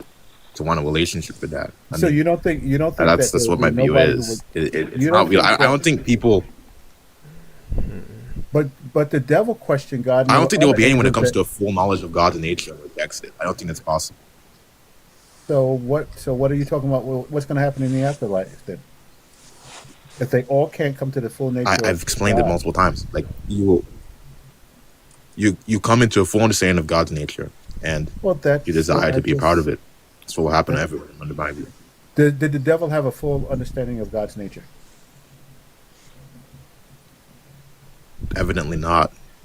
Why not? What makes you say that? What makes you think you know that? I mean, because he rebelled against God. That doesn't mean he didn't know the We full have no nature reason of to believe God. that. No, we what? Yeah, You, as I've you told you, don't my think view is you don't that think unknowing the full nature of you God would entail that you're not able to rebel against it. no, you just said that. You've set that up. There is nowhere in the Bible Yeah, that's my anywhere. view. I don't know what else to tell us to respond, dude. No, but That's what I my find it belief is. strange. What? No, Of course, what I'm gonna what I'm say. saying, Trombone, is I find it strange that you say that no one can have. Once you know the full nature of God, there's no way you can rebel. So now you're taking away free will from everybody. As soon as you know the full nature of God, you have no free will. You can't make a I mean, decision. I'm not even fully committed. I don't really even know what you mean by free will. I don't like. I mean, it Okay, depends what you mean by free will. you But don't. sure, I don't think free will Let's even exists go right with the now. fact. I don't As think you have soon like as you say libertarian that free knowing the will. full nature of Things God, about you yourself are will. determined. But as soon as you say you know the full nature of God, you will accept Him. That's a big reach on your part. But Yeah. even if that's the case, now choice, even if it's not free will, now people's choice is taken away. Even God gives you choice here to go to heaven or hell. Like repeat that again. I said, your statement of knowing the full nature of God, based on what you said, takes choice away from people. Yeah, I mean, I don't think we have an unlimited amount of choices. Free will doesn't like libertarian free will doesn't exist in my view. I don't think No, libertarian free will I'm not even exists. talking about. I'm not even talking about. I don't believe free will exists at all, even in the Bible as it is right now. You're going to. You only have you'll have two choices: either you serve Him and go to heaven, or you serve Him and go to hell, based on the basic doctrine of the Bible, right? So you don't even have free will there. I'm not even talking about free will. You take that based on what you just said. You even take that choice away. Because you just said that once you know the full nature of God, you will just choose Him because that's the only choice. It's like that's the only choice you Yeah, have. that's what your nature is predisposed to. No, I don't mean, it's you not. think everything? I mean, I in hear a theory, you lot have a of. choice to do otherwise, but your nature is predisposed. I'm just hearing a lot of presupposition in a lot of what you're saying. There's a lot of assumptions in everything you're saying. You're just saying a lot of things and saying, It's not really presupposition. I'm not arguing right now that you believe this view. I'm not like arguing for you to believe this view. You're doing like an internal critique of what my view is. So like obviously I'm gonna like presuppose my view to explain what my view is. Like it's kind of hard to not do. Like if I were to argue why you should believe this view, then yeah, like I'd have to justify the presupposition I'm making. But that's very different than from what the conversation we're having right now. That's not the can I say dialectic something we're having right now. controversial real quick? Go for it. Controversial. Yeah. You've got to, as a person who's been working with a computer for 40 years, you've got to stop that head turning. Oh, why? You're going to screw your neck up bad. Oh. Stop it. No, Okay. you're laughing until you find yourself one day in the floor in excruciating pain. You've really got to stop doing it. And I say Okay. that seriously. I can do that. Huh? I Really, can. please, man. Yeah. Because right now, to this day, my neck is. What you're doing is what got it so that I can't take my head and lift it all the way up without pain. Oh. And then you've got to be this. Dude, I'm not laughing because like I fight it for it. I have like there's some family members I have like had similar issues with. Yeah, trouble. Really? So you're older like me. People- And things the way he's sitting, I just see it happening. Don't you, Trumbo? Yeah. You're gonna have such bad problems. Oh, okay. You've got to look Yeah, I straight mean, on. I You've got could. to. You can't. Yeah. Oh God, I know it's none of my business, but Oh, no, you're totally good. yeah, like even the way you're sitting now, you're just. Oh, I did that for years until I couldn't do it anymore. Okay, no, I'll change my Work with three posture. screens. I can't even work with 3 screens. I can only work with 2, and the main one's got to be straight in front of me. I can have one on the side for like cutting and pasting or scrap my scrap on board and stuff. But no, I can't look at you work. Oh, okay. That is noted.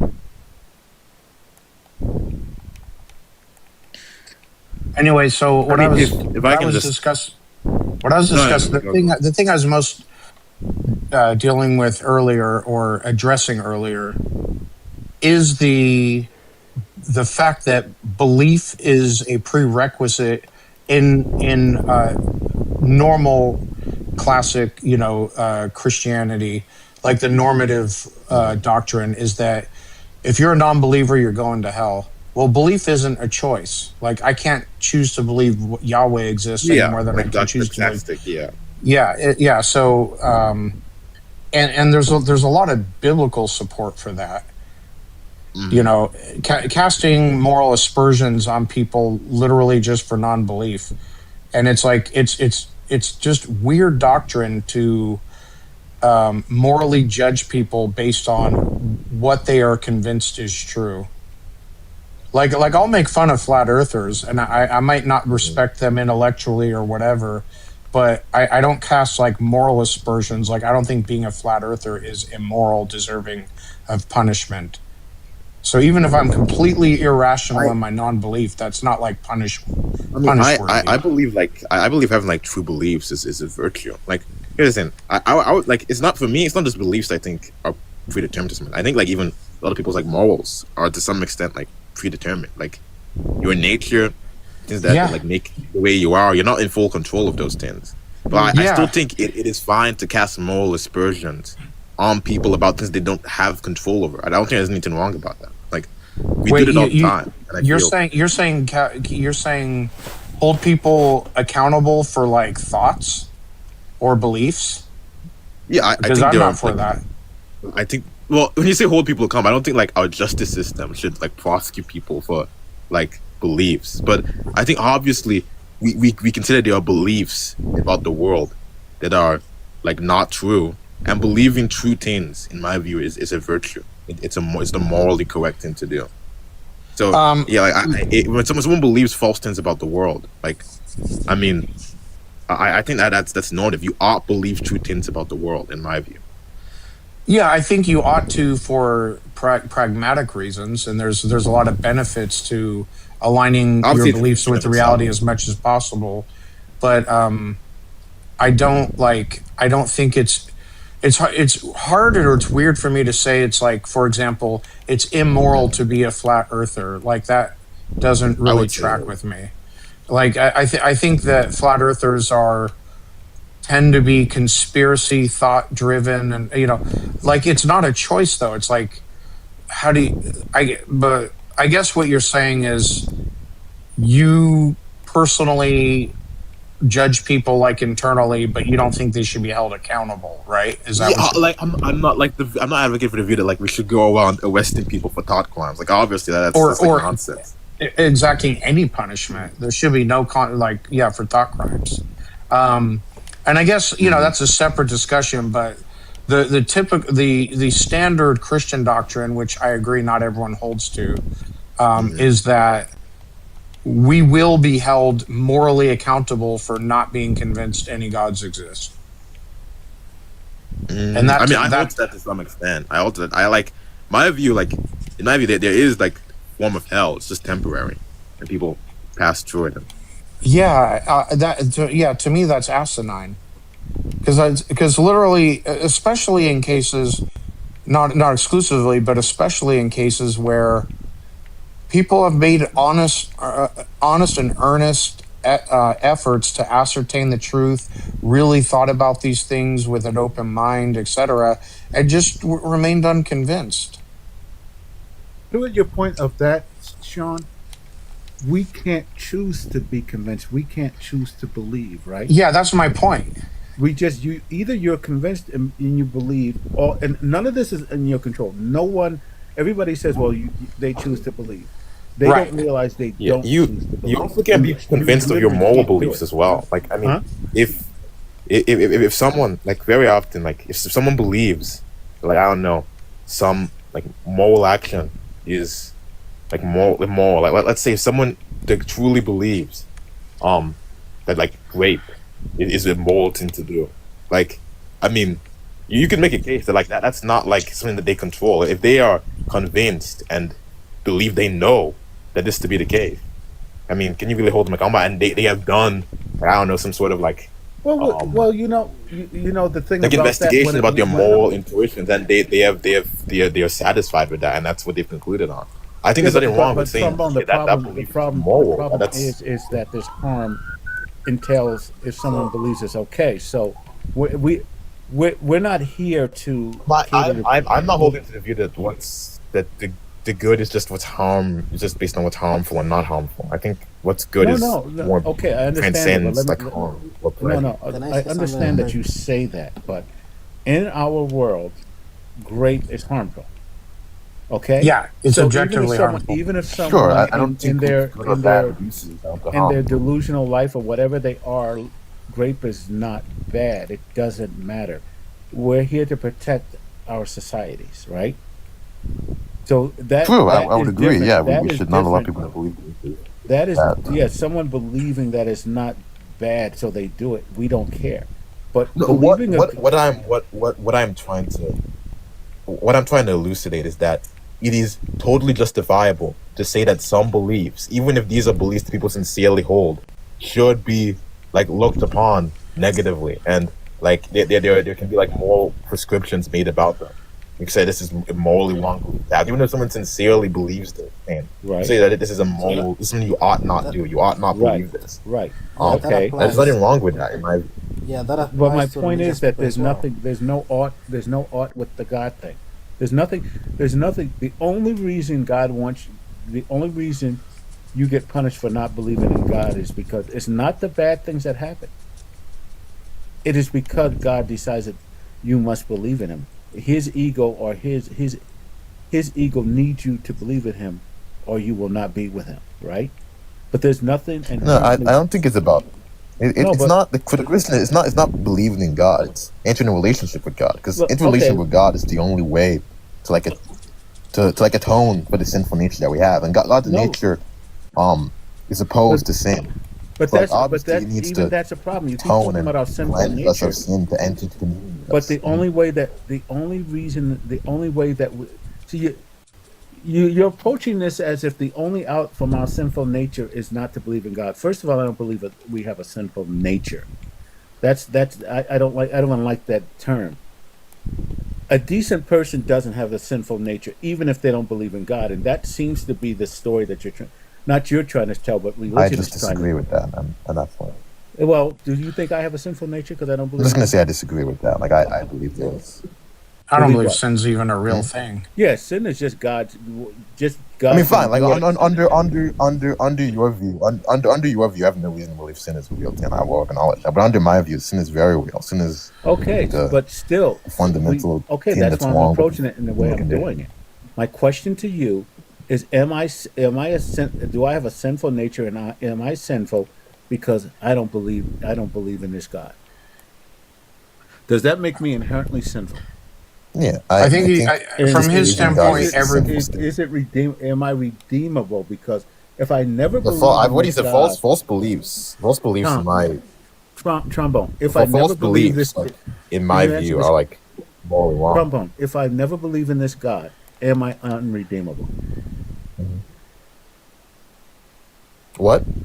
Oh, you If I what? never believe in this God, remember now, belief is I not agree under with my control. If I never believe in this God, am I irredeemable? If you never, yes, in my view, in this life, like you cannot believe in God, and you will still be redeemed in some future. so sometime. he said non-belief is immoral. So I mean, we all agree that belief isn't a choice. So like that's as trivial as saying like being over 5'9" is immoral. It's like literally something that cannot be chosen. So it's sort of like it's morally incomprehensible to like cast moral aspersions on what somebody is convinced of is true. And also, If someone doesn't believe grape is wrong, do you think you can cast a moral aspersion about that? stop that. That's not that. That's nothing but a straw man at this point. That is I mean, nothing. it's not. It's just to That has reduct you not. to the Yes, it view. is. Like, if you're saying And you can't how like can you make how can moral you claims even about bring up beliefs, how can you bring up then something that we Fuck, am I absolutely know is wrong? that would have to follow. Actually, No, wait, hold on, no, hold on, hold on, Trombone. wait, hold on. No, no way. Wait, actually, hold on. I think Void is right. Like, I mean, also I was thinking this too. Like, it would simply just be a reductio of the view, given that like, if we can't control our beliefs, and God is punishing us for our beliefs. Okay, that seems a bit like weird Yeah, or like trivial. But then you have somebody who genuinely believes that like graping is good, and if we can't control our beliefs, then like, and then I don't know. I guess the other guy's positing the question. I would not. I would not punish somebody for. I would think that that person has gross beliefs, and I would like avoid the person. But if they don't act on it, I wouldn't punish them merely for holding that Yeah, by belief. That's refusing to right. enter into relationship with God, you are acting on your And by non-belief. the way, that's not even that's not even like a analogous thing. Anyways, that's a subjective value judgment. That's Sure. like aesthetic appreciation. I'm talking about beliefs about facts. And also, No, we can't. I think there are moral facts. Yeah, So I but mean, like obviously that's gonna be like our mathematical views are gonna differ. But I think there are moral facts, the same way that there Are you Yeah, there is are you a moral there are objectivist? facts about the state of affairs morally, in my view, the same way that there are facts about the empirical world. So I think having false beliefs about moral facts is like pretty analogous to having false beliefs about facts in the empirical world. yeah, yeah, and I don't think more.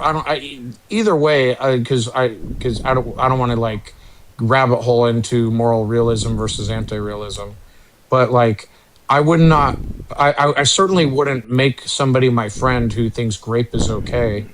But like if they don't act on it or do anything, I would not hold them Mhm. accountable like for punishment. yeah. You Sure, know, I like get that, but here's the thing: a non-believer acts upon their non-belief. They don't enter a well then relationship with punish God, the in my then view. punish It's the not just the Tell non-belief; us, it's, tell us it's how, refusal to. Mhm. Trombone. How do we act on our non-belief? What is the action of acting on the non-belief? Well, I guess a better way to say is the failure to act and enter a relationship with And God. what's the failure Well, That's what to is being acting punished, on not it? the We're then non-belief in failing of to. itself. You then just it's up to God to convince us to make let us know He thank you. exists. No, and I Wait, think He hold will on. convince, Actually, guys, pause real and I think quick. He will Wait, convince. Void, did you want to say something earlier? I mean, I guess my Wait, view kind hold of on, like hold on, hold on. Wait, anticipates wait, the wait, sort wait, of wait. effects. Trombone, Like, chill, I mean, if this chill. God is Hold omnipotent, on, omnipresent, Coco wants Void to get something in. Oh, but like, Void, you want to just let it keep going? okay. Oh, okay.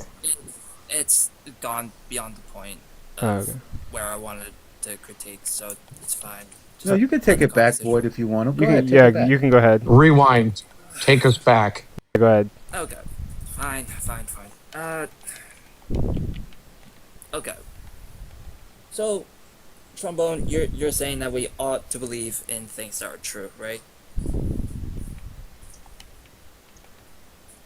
Oh yeah, trombone, that's you. Yeah, Trombone. Yeah, he did say that. He believes it's a moral imperative to believe true things. Yeah, that's my view. And look, I can't hear like half people on the panel for some reason. It's really weird. I don't know. I can't really hear what Coco is saying. I can Oh, only really hear like Sean I and can hear. Rich. I can It's hear. is that a I can glitch hear. or something? I mean, Void's a little bit quiet. But I can hear. I can hear. Interesting. Testing, testing. You're fine, Coco. No.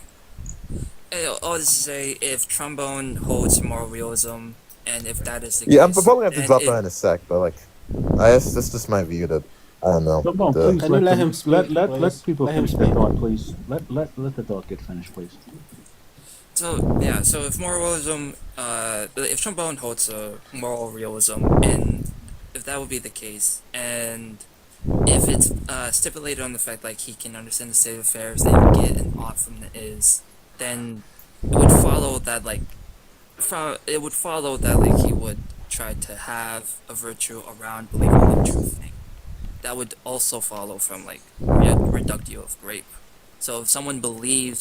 like, and the only way for me to know someone believes that grape is okay if they said it, right?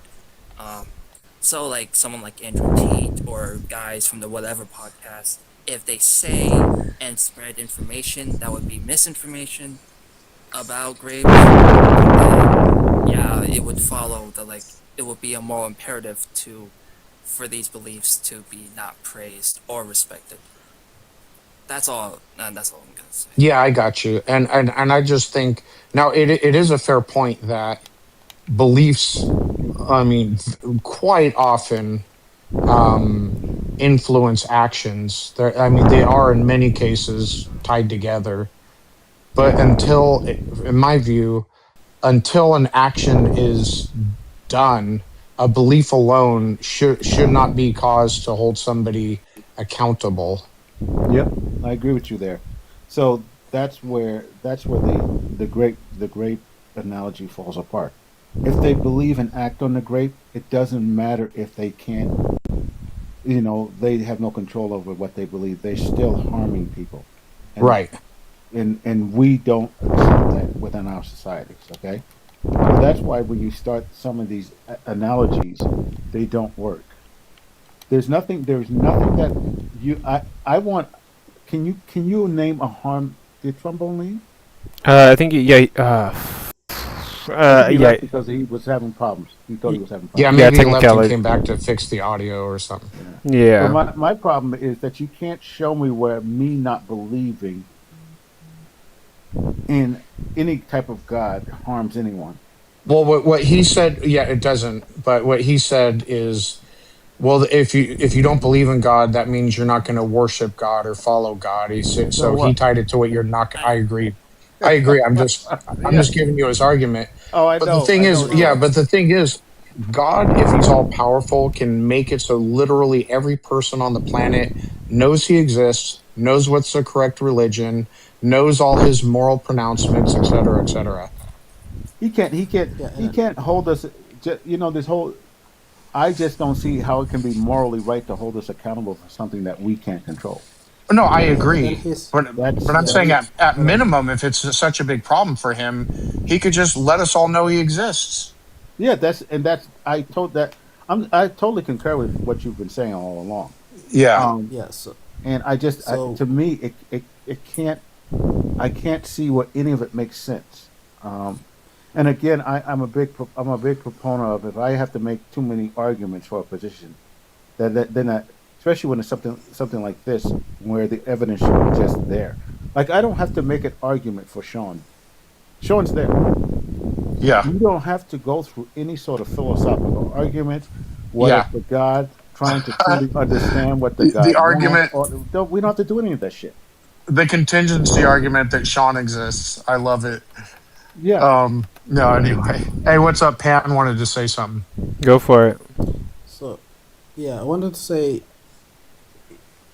even if anything is true, why is it that believing in God is a moral requirement to go to heaven? Like, and I think that's what Rich is saying. Why is believing in Him the ultimate requirement, and even worshiping Him? Why is even worshiping a God a requirement to be a good human being And to and your be point, forgiven? yeah, Pam. In the end, it's not about sin. It really isn't. When you get down to it, even you can only you have to believe in Jesus Christ. All these things that they talk about, but you know, it just it's about Yeah, it, it's about satisfying an ego in the end. yeah, it's about satisfying God's ego and worshiping and praising Him and saying He's all great, all powerful. And at the end of the day, it's not even about sin and all that. You just have to believe that He's all powerful and all that, so you can see heaven. So why is it even believing? So it's like today, it's like the leader of North Korea, right? You have to praise, worship. You have to say all the good things about him. So this God behaves like a dictator in a way Well, that he needs to be praised and worshipped every single time. well, Otherwise, you won't see heaven. well. To your point, Pan. My point of the entire thing is God is just a representation of the human despots of old and the royalty of old, and in the language and how he's treated and how he treats you. It's all about him. You have to bow down to these lords and these kings. It's all the same language, all the same thing. They just move it to heaven. And again, Yes. you shouldn't have to work so hard to prove to God. Especially you're not really working hard to prove to God. You're just trying to make arguments for us to believe in the God. Yes, and I agree with you. Even the way you see he's being worshipped, he's being called the King of Kings, the all powerful, all merciful. This this traced down to the all the monarchy and the ways our human society used to worship their leaders, and Right. so It's the we same see thing. King of Kings, Lord of Lords. It's monarchy, which is taken to Yeah. heaven in this point. And those despots, you begged, and you bowed down to them, so they would basically, maybe they'll show me mercy. Maybe they won't take my daughter because they think my daughter's pretty, or maybe if I give them my daughter, they'll treat me well. Do you see what I mean? All this stuff is just historically almost a play of what really went on. North Korea is still that way. Yeah. There was a weird political guy that I saw on TikTok. This might take a turn, but like he said like Vladimir Putin wasn't a dictator, and I was like, I commented on his video that said that, and I was like, bro, like this is a very bad Sounds like point. MAGA to me. Yeah, he is MAGA. You know what's crazy? Because I'm older. I'm 52. Like I remember. So the Republican Party used to be the party of Reagan. Mr. Gorbachev, tear down that wall, standing up to the Russians, and it wasn't even controversial. Like the Democrats were on board too. It's just the Republicans, due to Reagan, and the Republicans in power during the Cold War and the fall of the USSR. Um, they were the ones that had the moxie, standing up to the Russians, America, freedom, etc. And boy, have the tides turned to It was where we're like, always it was in fact it was the right of the and I'm even older than you. I'm 65. So it was uh-huh, always the right of the position in the default position of the conservatives to be rough on these Russians and these yeah, despotic, godless people. And the right. Democrats were always the ones who, let's do some daytime, and they couldn't stand the Democrats because the Democrats had the nerve to want to do daytime with these commies. Do You know what what I mean? again? The Democrats had the nerve to want to do daytime and talk to these commies. Oh, You you know? mean like want to do diplomacy and stuff? Yeah, yeah. Yeah, yeah, Who are yeah, you? That's yeah. disgusting. And the thing is I agree. The, the the Democrats were a little less hawkish, a little more diplomatic, but even they didn't weren't entirely against standing up to the Oh Russians. yeah, because it You was know, they just political. It was political suicide to be too no, far no, that's with that. exactly right. But now the right has done a complete 180 to where Russia is a-okay, and like getting on board with wanting to invade freaking Denmark. Like, what in the actual frick? A NATO country. Like this, like, I feel like I'm living in bizarro world right now with everything You that's are. going on. You're not feeling like you are. America. Fuck yeah. Yeah. And a lot of it, I'm still active military, so a lot of it, I can't, a lot of my opinions, not at least on like a public TikTok or live or whatever, I can't like say out loud publicly. Oh Right, yeah. and knowing what's going on there, I know there's a lot you would like to say, but you can't. Oh, so Yeah. yeah, we should be careful about that. Yeah, I've heard about Yeah, that rule. But yeah. Yeah. anyway, But no, I could speak. Like, it's fine for me to say, like, I think we should be way more hawkish on the Russians. We should strengthen NATO. Then And Greenland. yeah, yeah, and leave Greenland alone. Jesus, Yeah, Christ. Oh freaking my great! Like God. the Danes are like the most nice, like cool dudes. Like oh my god, it's like it's insane. And in the beginning, there was talk about like invading Canada, annexing Canada. Like, are you freaking serious? This has all become normalized. Like, what planet am I on? Yeah. Ah, And going after what's his name and saying that they want to take his picture because he said that soldiers should not do illegal commands, even though yeah, that's exactly what the law says. yeah, That's yeah. exactly what Literally, they're. That's exactly what you're the not. oath says. The oath said that you are not to follow an illegal command. Then that's Yeah. literally in the oath of the soldier. Well, it's not just the oath. So the oath doesn't say anything about unlawful commands. It just said I will obey all lawful orders as a Yeah. point. Okay. You Yeah. know, yeah. But there's actual laws under the UCMJ. Like if I'm given an unlawful order and I follow it, I'm in trouble too, Yeah. potentially. Yeah. Yeah. That's what happened in 45 in But Nuremberg. yeah. Yeah. But with that, hello everyone that's here. Thank you for being here. There's 80 people in the live. I'm playing Fortnite. We're having discussions about Christianity and atheism, and also slightly politics. If you have something to say about the topic above, please come up. I will do a 1v1 with you, or you can talk to any of the panelists. Thank you for being here. And if you can, tap your screens, please. It does help to get the live on the For You page. And if you have any extra spare change, which you don't have to, we just appreciate your presence. Please send a heart to me. That also helps to boost the live and get it on the For You page. Thank you. I appreciate you. And then also, actually, I'll make that announcement later. But yeah, is there any Christians that want to like discuss with me? I think we only have atheists on the panel right now. It's like 4 atheists. Yeah. So, oh, by the way, are we getting too much into politics here? Oh, I mean, I don't mind, but then every now and then I just rear it back into religion. But like, no, got you. no, I don't mind. It's the got you. controversial compass. Yeah. There you go. So curious, Coco, because you're like really kind of actively trying to build your brand as far as be as a living like social media influencer or whatever. Yeah. So John Cohn, I co-host with him. So like last night we did a live, and we went for 7 straight hours, and there was like consistently like 120, 110. A little over 100. I think it peaked up to close to 200 viewers. Yeah. Is that pretty good for John? Is that like? I mean, like, yeah, like I would say that's pretty good. I think like if so, I think there is like a scale, and then like on the high end you have like Parker and Dean, who like regularly they're doing like 1,000 people in their live, or like 12,000 people in their yeah. That's like that's like on the higher end.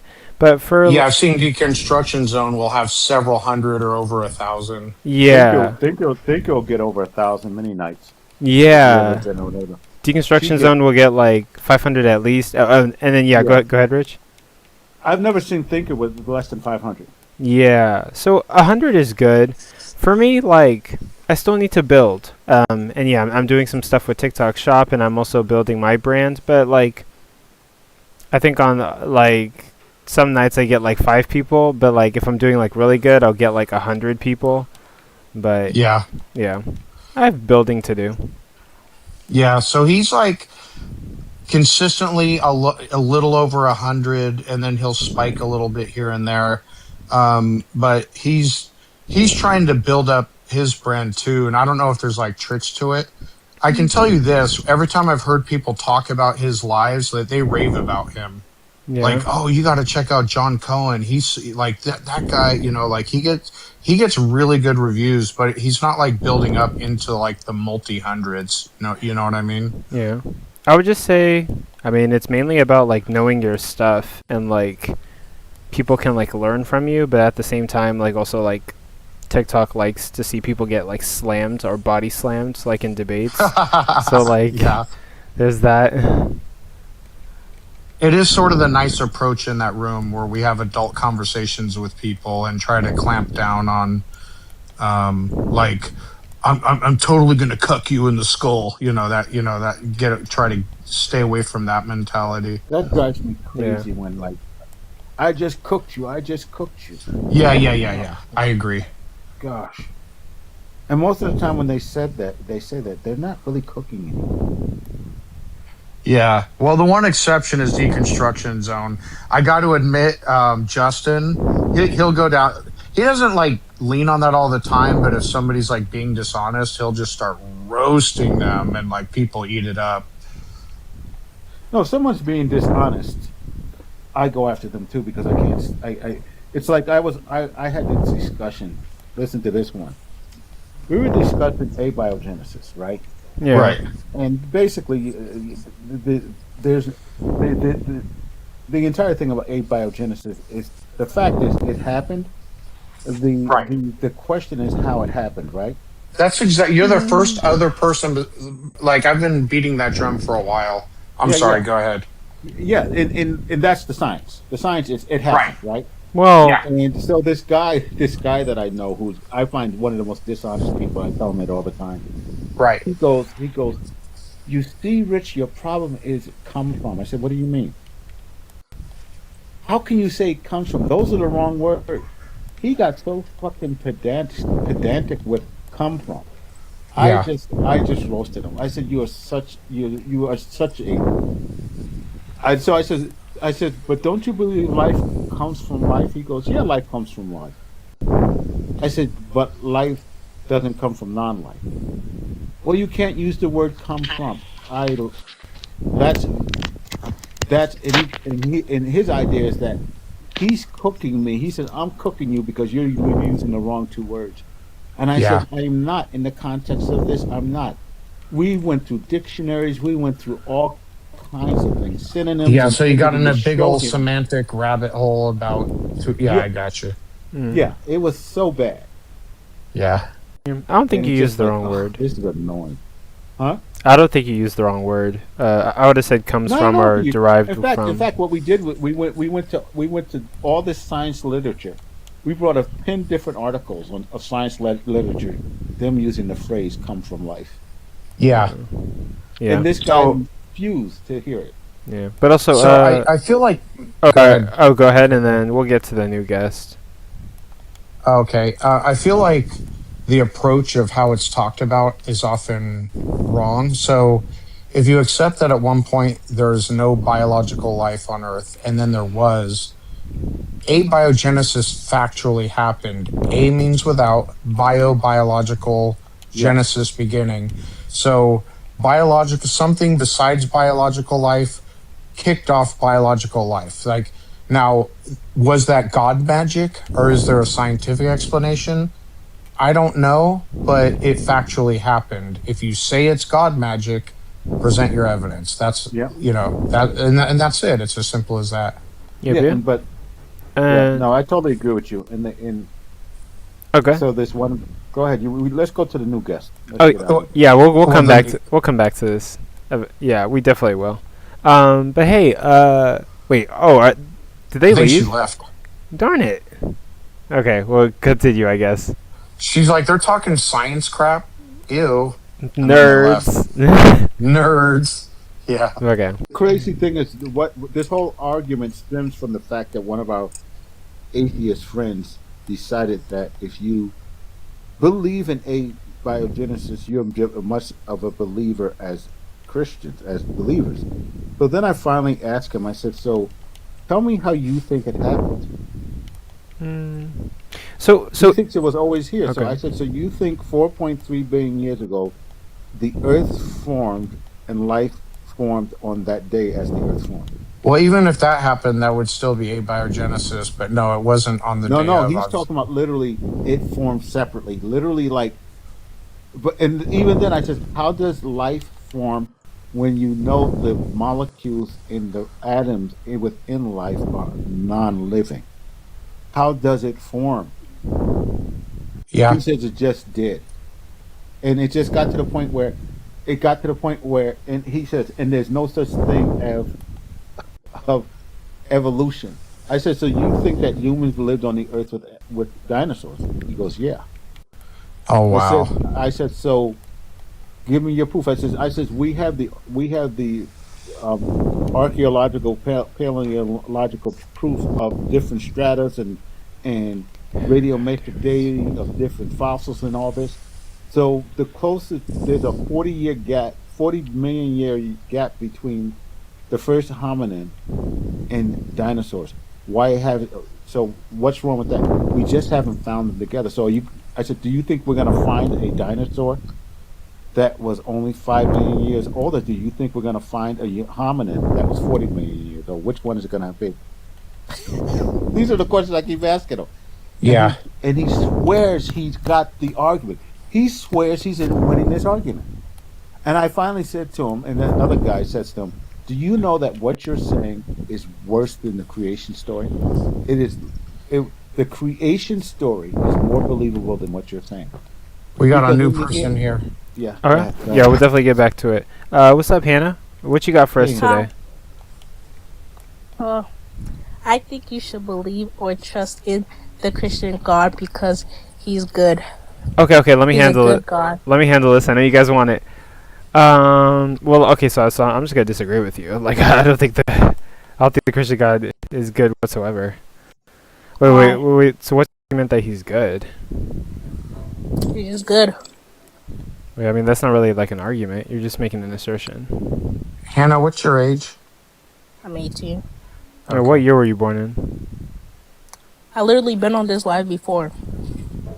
Oh wait, actually, I think you even follow me. Oh. Okay, but like, yeah, like you're just making an assertion. What would be the argument that he's good? I would disagree that he's good. I just think, God is the right path. You know. Yeah, but that's Really? not an argument for his goodness trait. That's not really like an argument for his goodness trait. I mean, you're telling us like what your preference is, which, okay, but like I mean, like I have a preference. I think being a non-believer is better than being a Christian. I don't agree with you. Well, yeah, so like that's the only conclusion we can really get to with just like opinions, right? Like we just disagree with each other. But like, what's like an argument that like God exists and like I should like what's a reason why I should believe in God? Well, I wouldn't really like how can I say this? I really don't need to prove that he's real, cause like I know he's real. You feel me? I mean, like I agree. Like I'm not really asking you for proof. Probably just like evidence that raises the probability that he exists. But and also just believing in something doesn't necessarily make it real. Cause like I don't know, but God is real, bro. I mean, all right, Hannah. These arguments are not really too compelling. You're just kind of giving us your opinion. Like, do you have anything like substantial, something that exists objectively that you could give us? No. No. Well, I mean, like, I guess we're kind of looking for more of like arguments and something substantial. But thanks for coming up and giving us your opinion, though. Bye. Yeah. I thought that was gonna be a bit better. I don't know if I believe her that she's 18. Yeah, I'm not even sure if she was 18. Yeah. Yeah, I don't buy that she was 18 at all. Because that was Because pretty lackluster. There was nothing in that nothing. There was nothing in that nothing. But what's up? I'm gonna call you Shifta. Yazoo. Hey, you got anything for us in regards to the topic above my head and above the Fortnite? Yeah, it says, "Why should I believe or trust in the Christian God?" Absolutely. The Christian God would be the God of the New Testament And the Old Testament. Well, not Christian God. Are you a Old Testament. Are you a Trinitarian? No. Do you believe that Jesus shares the same will with the God of the Old Testament? I can't say the God of the Old Testament is Yahweh. You don't think him and Jesus are the same thing by any means? I don't think that Yahweh, in a sense, promotes Christianity. Well, like, you do realize Jesus is fulfilling Old Testament prophecies, right? And that's fine. But, I mean, unless you're saying that Jesus or Yahweh is a Christian. You know what I mean? Like, it's Okay, kind so you just wouldn't hold to. Oh, so close. Okay, you just wouldn't hold to. I'm gonna roll, bro. I'll talk to you later, Coco. Yeah, come back anytime. I appreciate it. Okay, so from my understanding, Jesus is fulfilling prophecies from the Old Testament. You're not a Trinitarian. You don't. Do you believe Jesus to be a prophet? I believe that Jesus Christ is a prophet. And you believe that him and God are separate entities? I didn't say that. I want to answer the title though, if Okay. that's possible. Yeah, go for it. Yeah, the reason why you should believe in the Christian God is because the Christian God of the New Testament only kind of promotes love and peace and all of this. It's not a bad thing, right? I mean, yeah. I guess he promotes like love and peace, but That would seem to be a trustworthy person. I mean, sure. Okay, but I mean, like, I don't really know how to respond to that. I mean, okay. Well, I'll help you out. Change your prompt. Don't say why should I believe or trust in the Christian God. Well, hold on. You should Wait, actually, say- wait, pause. Okay, so like, you're saying like, you're saying I should believe or trust in the Christian God because he promotes peace. Why not? Well, I mean, like, I guess for one, like, I don't even think like Jesus is God or that he rose from the dead. So like, that's like What does probably that one of have my to do with reasons. anything? What Like, does that have to do with anything? well, because Jesus literally went around saying like I am, or vaguely like saying that he was God or some kind of God, but he didn't rise from the dead. And from my belief, What does that have to do with like why you should believe or trust in him? why would I trust a guy that says that he's God and that he's going to rise and didn't rise? Based off of his actions, he promoted peace and all of that stuff. But like he probably lied. I don't think he rose from the dead. I Why don't think would a there's person who- I don't think there's significant evidence for him rising from what the dead. evidence did you have that he probably lied? Like, you know, Real fast, what, real what- fast. Hold up, real Yeah. fast. I need everyone to chill for a second. Yeah. If we look at Luke 14, he says you cannot be a disciple of mine unless you hate yourself and your family. That's not love. Yeah, I definitely agree. Wait, So, what do you mean that like wait. what do you mean about him promoting love and peace if you agree that he's telling us to hate our family? I asked you, did he promote love and peace? He was like, yeah. You know, I'm like, okay, well, why wouldn't you? I mean, sure, like sure, I Love and I can grant some of his messages was about love and peace, but I mean, like, there's other reasons why I don't believe in the Christian God. And also, like, are you telling me that if somebody like I don't think love it just because somebody is like loving and peaceful doesn't necessarily mean that you should trust them. Like, well, who else are you going to trust? I mean, like, if somebody like shot 5 people on like Fifth Avenue, but like they donate to charity and they're loving and peaceful in some aspects, like, should I still trust that person? Getting crazy, bro. Like like I understand you're trying to hook, line, and sinker people, but I like I said, I just want to help you out, man. Just say the God of the Bible. That way, you can use the whole Bible and you can point out all the negative things that's in it. Well, I and mean, then, you know, you're just just to go better. Well, I mean, you're holding to like a weird view where it's like most Christians would say like Jesus is God and Jesus's will matches up with the God of the Old Testament. But like Well, I don't actually even know not really to what. read. So I'm not even a Christian. So like I'm just Well, then it doesn't playing apply to games. you. Yeah, I know. I'm too much for you. I get it. But change your title. Not and then, necessarily. like, It's we just could have like a better. the title that Yeah, you're it is. responding The to guy doesn't even match had up to with give your you belief. help.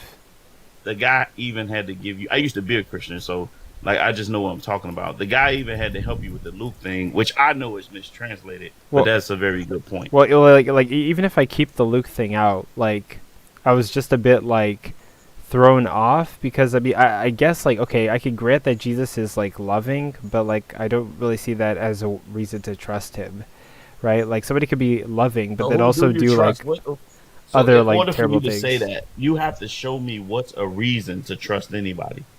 What's What a would be reason to trust anybody? Yeah.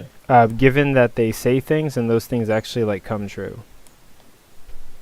So who does that? You mean like no one has ever predicted something wrong? People do this every Sunday with football games. Yeah, Like, so what- yeah, so like yeah, like my parents could be like super loving to me, care for me, give me food, but they borrow money from me and not pay me back, yeah, I would have reason to not trust them. Like being loving and That's a kind. horrible. That's a horrible No, no, example. that's a perfect example because what is trust built off of? Telling the truth, All right, right?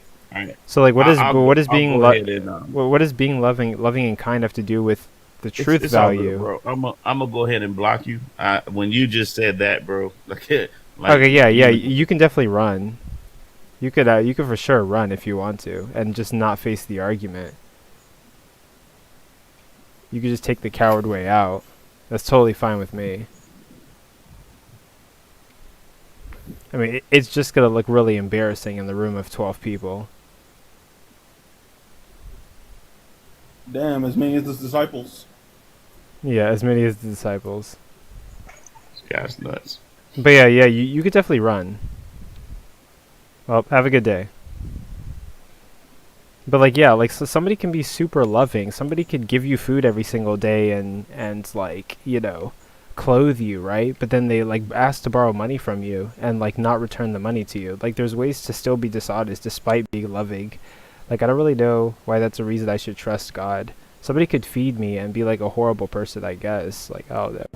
Someone can feed me and just put rat turds in the food. Yeah. Like I don't know why that's a reason I should trust God. I don't know. That's confusing to me.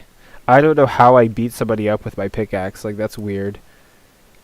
That's just extremely lucky. Or that person just really sucks. But yeah, I mean, I would be honest with you guys. Today's probably like my worst performance. I did get saved by my atheist friends a little bit. But yeah, I should probably work on like my 1v1 skills. But yeah, today's not the best performance. I've had better days. I'm gonna be honest with you. But we be doing what we do. We be going live and we be debating people. But yeah, I'm here. If any Christians want to talk to me or have a conversation, I'm Dowd. I'm gonna be here till 11, which is like in 3 hours. Can you not request on PC? Yeah, you can. Yeah, request up.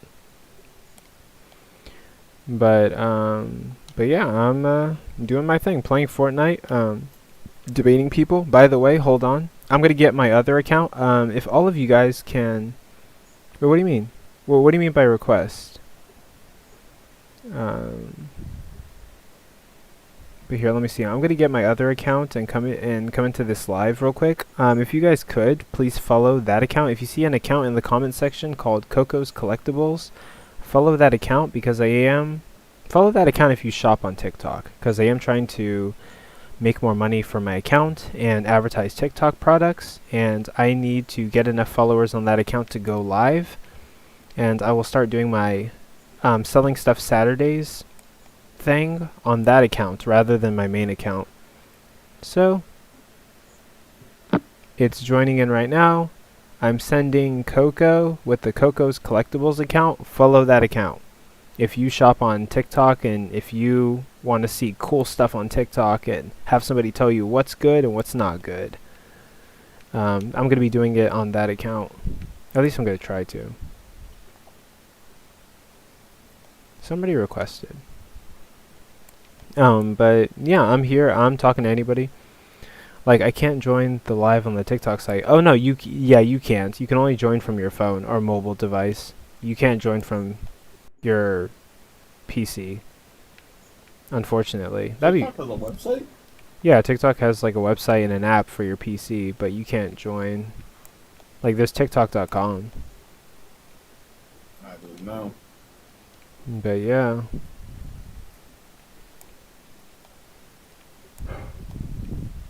That last guest, yeah, so I'm just gonna block you because I just couldn't really contend with your argument. Because, okay, like, wait, but was that a good rebuttal? Actually, be honest with me, right? Like, if Jesus is a nice guy, okay, but, like, why should I trust him, right? It's a matter of that is a good rebuttal, but we do have evidence in the Bible that shows Jesus was not a nice guy. That's what I should have... So, that's what I should have primed myself on. in all honesty, Coco, you were being good faith in that exchange. Yeah. Yeah, I need to But I mean, I think I'm pretty okay. Now, it is a matter of I initially heard that from Forrest, and he'll probably be able to give a much better sight than I can. Yep, yeah. But yeah, I mean, regardless, I mean, if no one comes up, that's totally fine. But if anyone wants to come up, feel free to come up. This is the part where it slows down. I could sort of rest and relax a little bit. But I mean, I've been playing Fortnite the whole time and contributing, like, you know, here and there. But yeah, I'm just chilling. Oh, and thank you for the roses. Thank you for the gifts. I do reinvest it into the project that I do. I appreciate it. I'm actually going to start, like, saving all of my gifts and stuff. I need to start saving money. Absolutely. But yeah. Maybe doing our thing. Thank you for the taps. Thank you for the likes. Okay, right now would be the perfect time for me to check my notifications. Also, if you shop on the TikTok shop, there's a comment in the comment section from a guy named Coco's Collectibles. Follow that guy. That is my account. I'm going to start promoting products on that page. Recently, I've promoted headphones. I've promoted a motivational journal. I've promoted wireless microphones. I've promoted women's gummies for the hoo-ha health, if you know what I mean. Yeah, I've promoted a few products. I'm trying to see if I can amp it up this year, be a TikTok seller. The Australian orifice? Yeah, the Australian orifice. Gummies for healthier Australian orifices.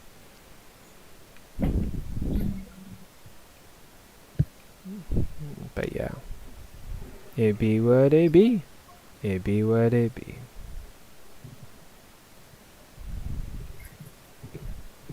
But yeah, 7 people in here. How you guys doing? How's everyone doing today?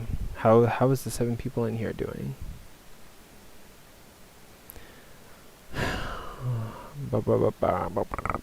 Maybe I should share out the live, but we'll see. It be what it be. Coco, have you ever played any of the South Park games?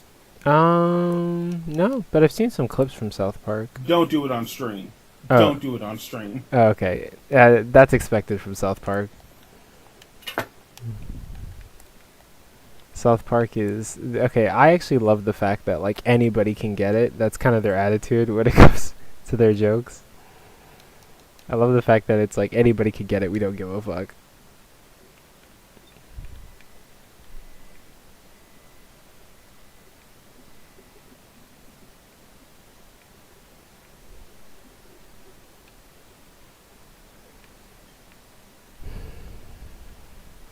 But yeah, we're just waiting. I'm good, but no Christian in here, I guess.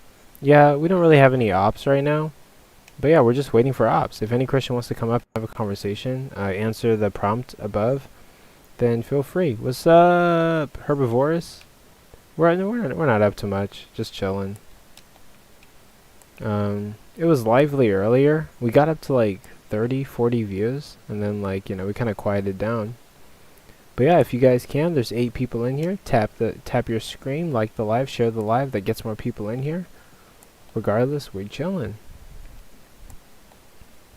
I need to load up on my scientific inaccuracies. I have a few when it comes to the Bible.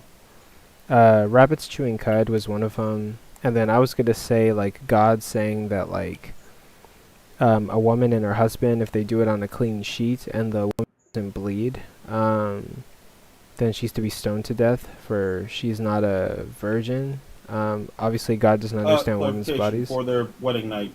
Yeah, on their wedding night, yeah. Which is... That's just gonna be God, like, blatantly not understanding women's bodies. Even though he supposedly made them. On God. Like, be so for real. I know, how you make some shit and not understand it? Yeah, like, how you make the instruction manual and you're still confused.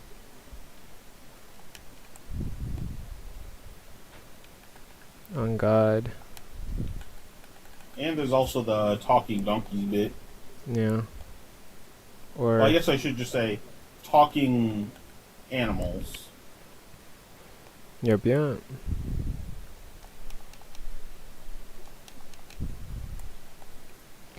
But yeah, we'd be what it be. Oh, we got somebody. Let's see. I can't see who it is. Oh, it's Herb. Herbivorous. Actually, Yo, what's good? I'm doing pretty alright. Okay, I know exactly who I should invite as well. I should invite Nils, because I really wanted to talk to him, and now would be the perfect time to talk to him about that video that I made. Okay, so like what you said was accurate. I think there should have been more substance, but also like I think the jokes could have been better, I'm not gonna lie. Of that one guy. I mean, I guess. Yeah. That commented on your YouTube video? Yeah. And then the music started playing and all you hear in the background is "Wah!" You just hear like "Wah!" Like, I love that sound effect. I'm gonna do more of those, I'm gonna be honest with you. In the end, I literally said like he looks like an extra reject from 21 Jump Street. He looks like Channing Tatum if he never made it. I think those are good. Those are good. Those are very good. So you mean like just Channing Tatum? Well, I mean, Channing Tatum made it. He's a Hollywood actor, and he's like, you know, he has millions of dollars. But is he happy? I mean, I don't know. You'd have to ask him. Yeah. But hey, Rube, welcome to the panel. Welcome to the panel. What you got for us with the topic above the? Wait, Fortnite? I got a question. I got a question before Rube goes, if that's okay. Go for it. What was the purpose in Leviticus, in the Levitical law, or maybe this wasn't even part of the law, but like just like saying you can't wear two fabrics, like you can't have clothing with a mixed fabric. What was the purpose of that? I don't know. God, it's personal It's preference. itchy. Yeah. Oh, true. It'd be itchy. Good point. God got us all. Never mind. That's my only guess. But go ahead, Rube, what you got for us? Why should I believe or trust in the Christian God? Yep. Now, is this from the point of view that he's real? Yeah, like if we do an internal critique and we grant that the Christian God exists, why should I believe or trust in the Christian God? Because he exists outside of our dimension and time. I mean, so he would know the beginning and end, and if he knows the beginning and end, then that means he knows everything. So, I mean, yeah. He tells you. Yeah, but I mean, could it be the case that like God has like bad intentions? I guess this is not so much an internal critique. Why would God have bad intentions? Why would he? Because why should I believe? Why should I believe he has good intentions? Based on the Bible and what it talks about the relationship between us and him. Yeah, but I also see like which specific verse? I mean, there's a verse where he literally says, "I call you friend." Wait, to who? I've had people call me friend and stab me in the back, like. Yeah, that, and also he's probably people, speaking. Not God. He's probably speaking to specifically the Jews, I think. No, he's not. This is John preaching the word, and. Wait, so John. Is it God or John that's speaking in that verse? Is this Romans or is this John? I think this is. I'm pretty sure it's John, but within John, he says, I no longer call you servant, because a servant does not know his master's business. Instead, I call you friend. Yes, right before that, he talks about remaining in him as I also remain in you. No tree can bear fruit by itself, it must remain in the vine. Neither you can bear fruit unless you remain in me. I am the vine, you are the branches. If you remain in me and I in you, you will bear much fruit. Apart from me, you could do nothing. Could you cite the specific like chapter and verse? I mean, well, even granting that says it in the Bible, why think that's indication of God's nature? A relationship. So, I mean, and from that, it's him saying he calls you friend. Him. Why even think that's like actually an indication of what God is like? Why think that's accurate? Yeah, but the whole idea is that what God is like. He's saying, I love you, I want a relationship with you, I want you to be in me as I am in you. And this right there could imply that he has your best intentions No, no. Listen, why I think that the Bible is accurate in describing what God is like. It could be the case that it's not accurate. But this is from the viewpoint of if the Christian God is real, from the question. Okay, we could grant that the Christian God is real, and we still doesn't don't have make him proof good. that the Bible. Well, that's a different thing, and it's not necessarily an internal critique. Yeah, it would which be like an revelation- The question Like says an Christian external. God. Christian God is Hold from on, the hold Bible. on.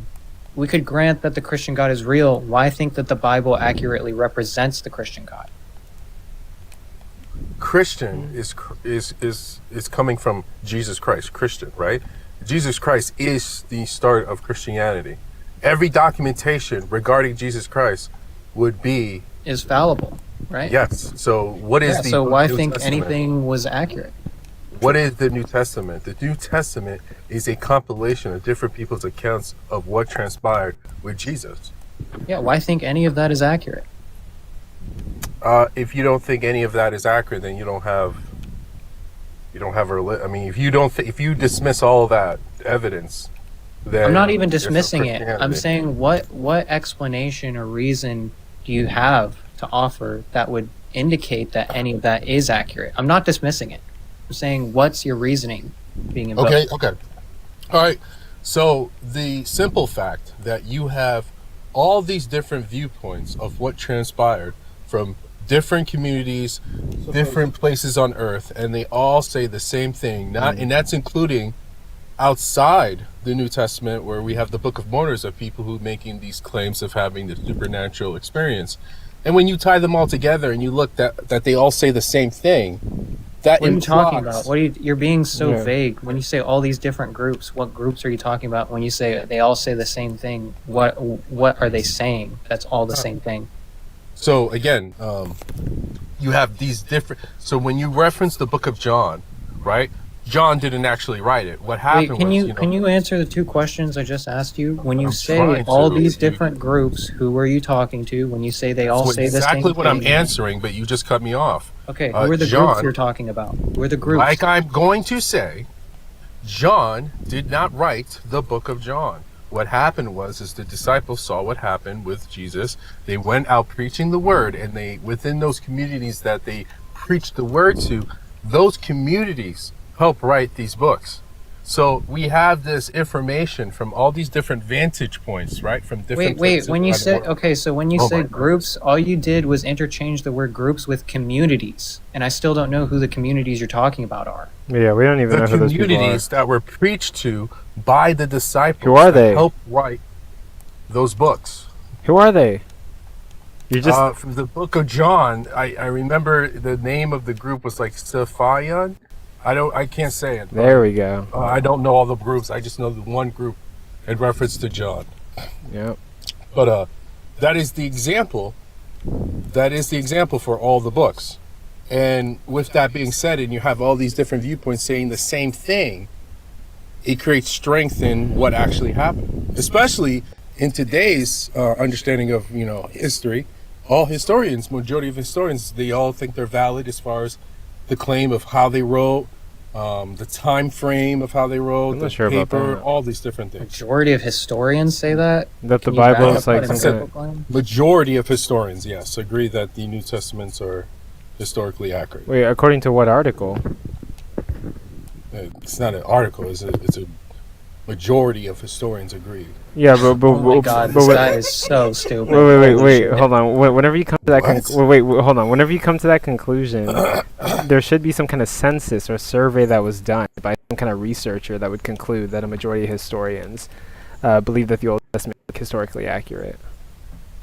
Yeah, majority of historians. Yes. Yeah. Where are you This reading is that like in? Where are you reading that in? Like, what source tells you that, like, majority of historians? Oh, many times I've looked this up through like AI or Google, and they've all Yeah. said the same thing. Yeah, and what article? Like, what article did they recommend? All right, let me bring it up. Yeah, that's what we would need.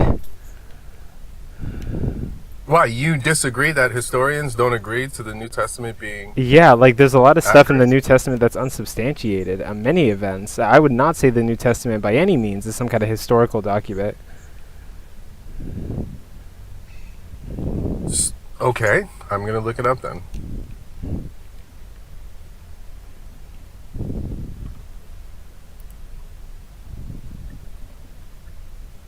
I'm dumb. What'd you say? He said a majority of scholars agree that. No, he said something under his breath. I don't know. I thought you just said I'm gonna look it up though. Okay.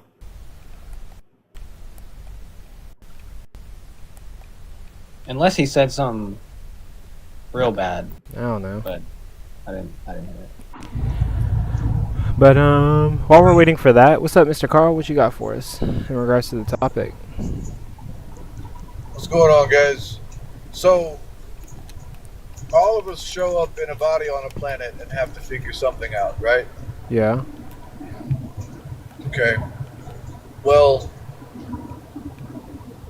some kind of spirituality has to occur and does occur for literally 99.9% of humans that have ever been on the planet. I disagree with that. Okay. How much percentage do you think from the history of time people have had some kind of spirituality? 0.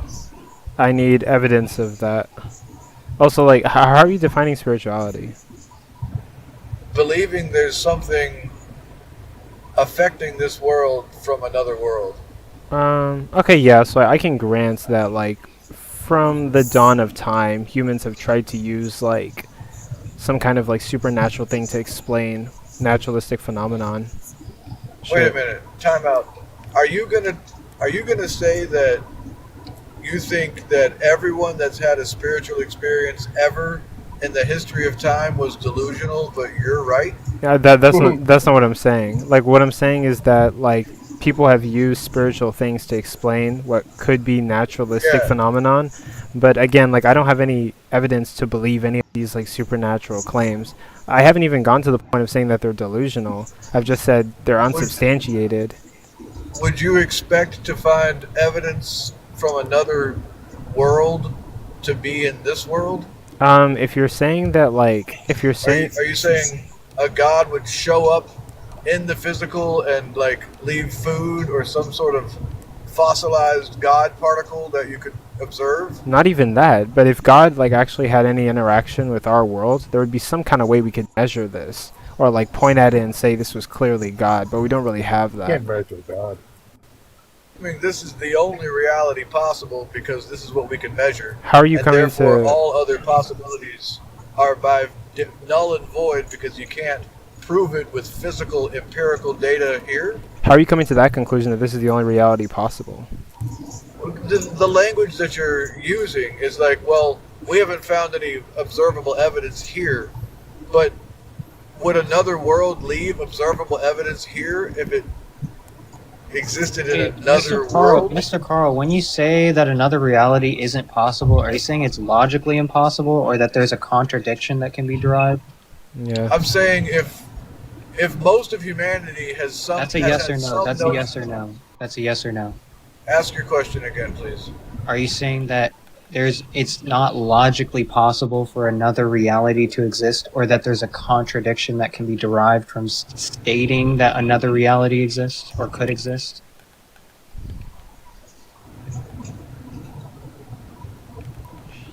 You kind of broke up. Darn. It is logically possible that another world could exist without having empirical evidence of this one. Okay. In this world. What sense of possibility are you using? Or impossibility? If this many people have had some notion that there's another reality outside of this one, just consensus alone would show that it's very likely the case. Okay, so you're talking about plausibility.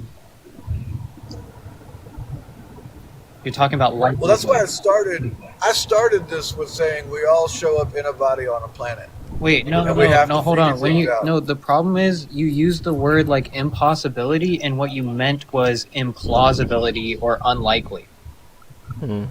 Okay, sure, implausibility. Okay, and so what you want to say is that, like, I don't know, because of people's supernatural experiences that they've stated they've had, that it's more likely that there's other realities or something like that? I'm saying it's more plausible to say that they were actually having some sort of an experience than to say that every person that's ever had a spiritual experience was in a delusion and just explaining their world in a that could have been explained in another way, and lean that that other way was likely more real and they were just sort of making it up to feel good about themselves. Well, what That's sort of a large analysis? claim. What sort of analysis are you doing to come to the conclusion that one hypothesis is more likely than an alternative? Okay, because people use their spiritual beliefs to structure their entire lives. So it's compounded data over and over with lived experience. And so then you can see the people that lived the most harmonious lives, what were they believing and thinking was actually real, and did it actually produce results in their lives for the betterment of humanity? Yeah, I mean, something that could explain that is just like a whole bunch of confirmation bias, right? Like they had one supernatural experience, they attributed it to the, or yeah, they had one experience and then they attributed it to being Yeah. supernatural, and then they went down the Okay. line of more How about this? experiences. And can I finish real quick? And then they went down the line of Sure. experiences that they had, and then they just did the confirmation bias thing where whatever they were attributing to the, you know, the experience, the supernatural, they just kept doing that over and over again. And you would believe that millions of people would just be duped into a confirmation bias and build the most beautiful temples and cultures ever seen on the planet because of a confirmation bias. Well, wait, hold on. Rube, stop, don't interrupt. Okay, so it's compatible with people having confirmation bias that they build temples, for one. They build beautiful temples. There's no, like, incompatibility there. And then I'm secondly, trying to use words that you can understand, that like you want to see things in the manifest that showed up because of spirituality, right? So beautiful temples and beautiful cultures existing that were largely one religion, that shows that at least it's making their life work and it's creating beauty for the people of that world, of that land. yeah, I mean, you could So say that that's there's a manifest. You could Well, say how that many there's atheist religion or atheist cultures have produced magnificently beautiful culture? Well, yeah, I mean, what Black Stallion put in the comments is there's like an echo, so that's kind of annoying. Sorry. Whose echo is Here. it? I think it might be Mr. Carl. Here, is that better? Hello. Yeah, it's Hello, me now, hello, I think. hello. So what Black Stallion put in the comments is that, like, beautiful is subjective, right? So, No, like, it isn't. oh, you think there's, like, wait, what do you think? Well, I don't know what you mean by, like, beauty is not subjective. I don't know. Beauty is not subjective. If you go to a mountain retreat and you pay for the nicest one, there's not a single person that's going to say, "Hey, you know what? That's ugly." I disagree. So you might like fat there could be chicks, plenty of but people. Wait, there could be plenty of people that say that that's ugly. Yeah, like I disagree. I've never heard of one person. Just because you've that never doesn't- heard of one person doesn't mean it's That they don't logically exist. possible that someone could. Maybe I'm just stuck in a confirmation bias. Yeah, this would be an example of that. Awesome. And you believe? How many people on the planet do you think are psychotic or schizophrenic? Wait, this has nothing to do with, like, having a mental disorder or a delusion or anything, right? Well, it does if you think people live their entire lives locked in a confirmation bias. No. That Listen. literally means We all you think have people are in a have delusion biases, their Mr. whole Carl. life. Mr. Carl, we all have biases. It's not Yeah. just theists or people Yeah. who believe in spiritual things or spiritual woo or any of that. Yeah. It's atheists too. But I'm saying that there's like clearly some sort of confirmation bias happening in regards to your explanation for why beauty comes about, right? You want to say that it's attributed to, I guess, like, people believing in spirituality, but I don't see why that's a good explanation for why beauty comes about. Someone could not have any association with spirituality and beauty still comes Yeah. about. And then also, beauty seems to be subjective. I don't know what the argument would be for saying that beauty is objective in any way. Okay. Objective. Let's use the word ornate then. If you look at every megalithic structure that's anywhere on the planet, there was a very large spiritual reason that they built those magnificent structures all over the planet. I disagree. And there's no other reason that they built them I that disagree. we can tell. But they all have spiritual elements. And so why would a culture build those structures for a spiritual reason? Well, you're just like assuming that it's a spiritual reason, and then you're also disregarding any other reasons that they could have built it, right? So they could have built it for pragmatic reasons. They could have built it based on somebody like the ruler at the time's personal desires for how they wanted it to be built. You're like just completely disregarding all these other motives for why those people built those things.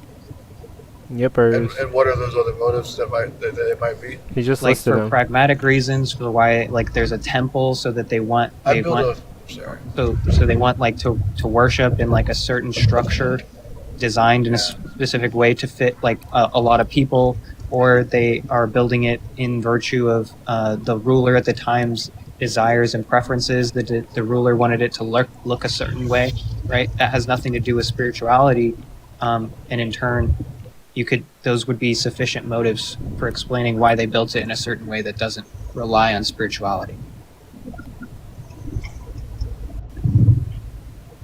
It seems like you're doing a lot of mental backflips to disregard the spirituality of those structures. Well, I'm not even disregarding it. I'm saying that there's alternative explanations, and I don't see how you're ruling out the alternative explanations. Okay.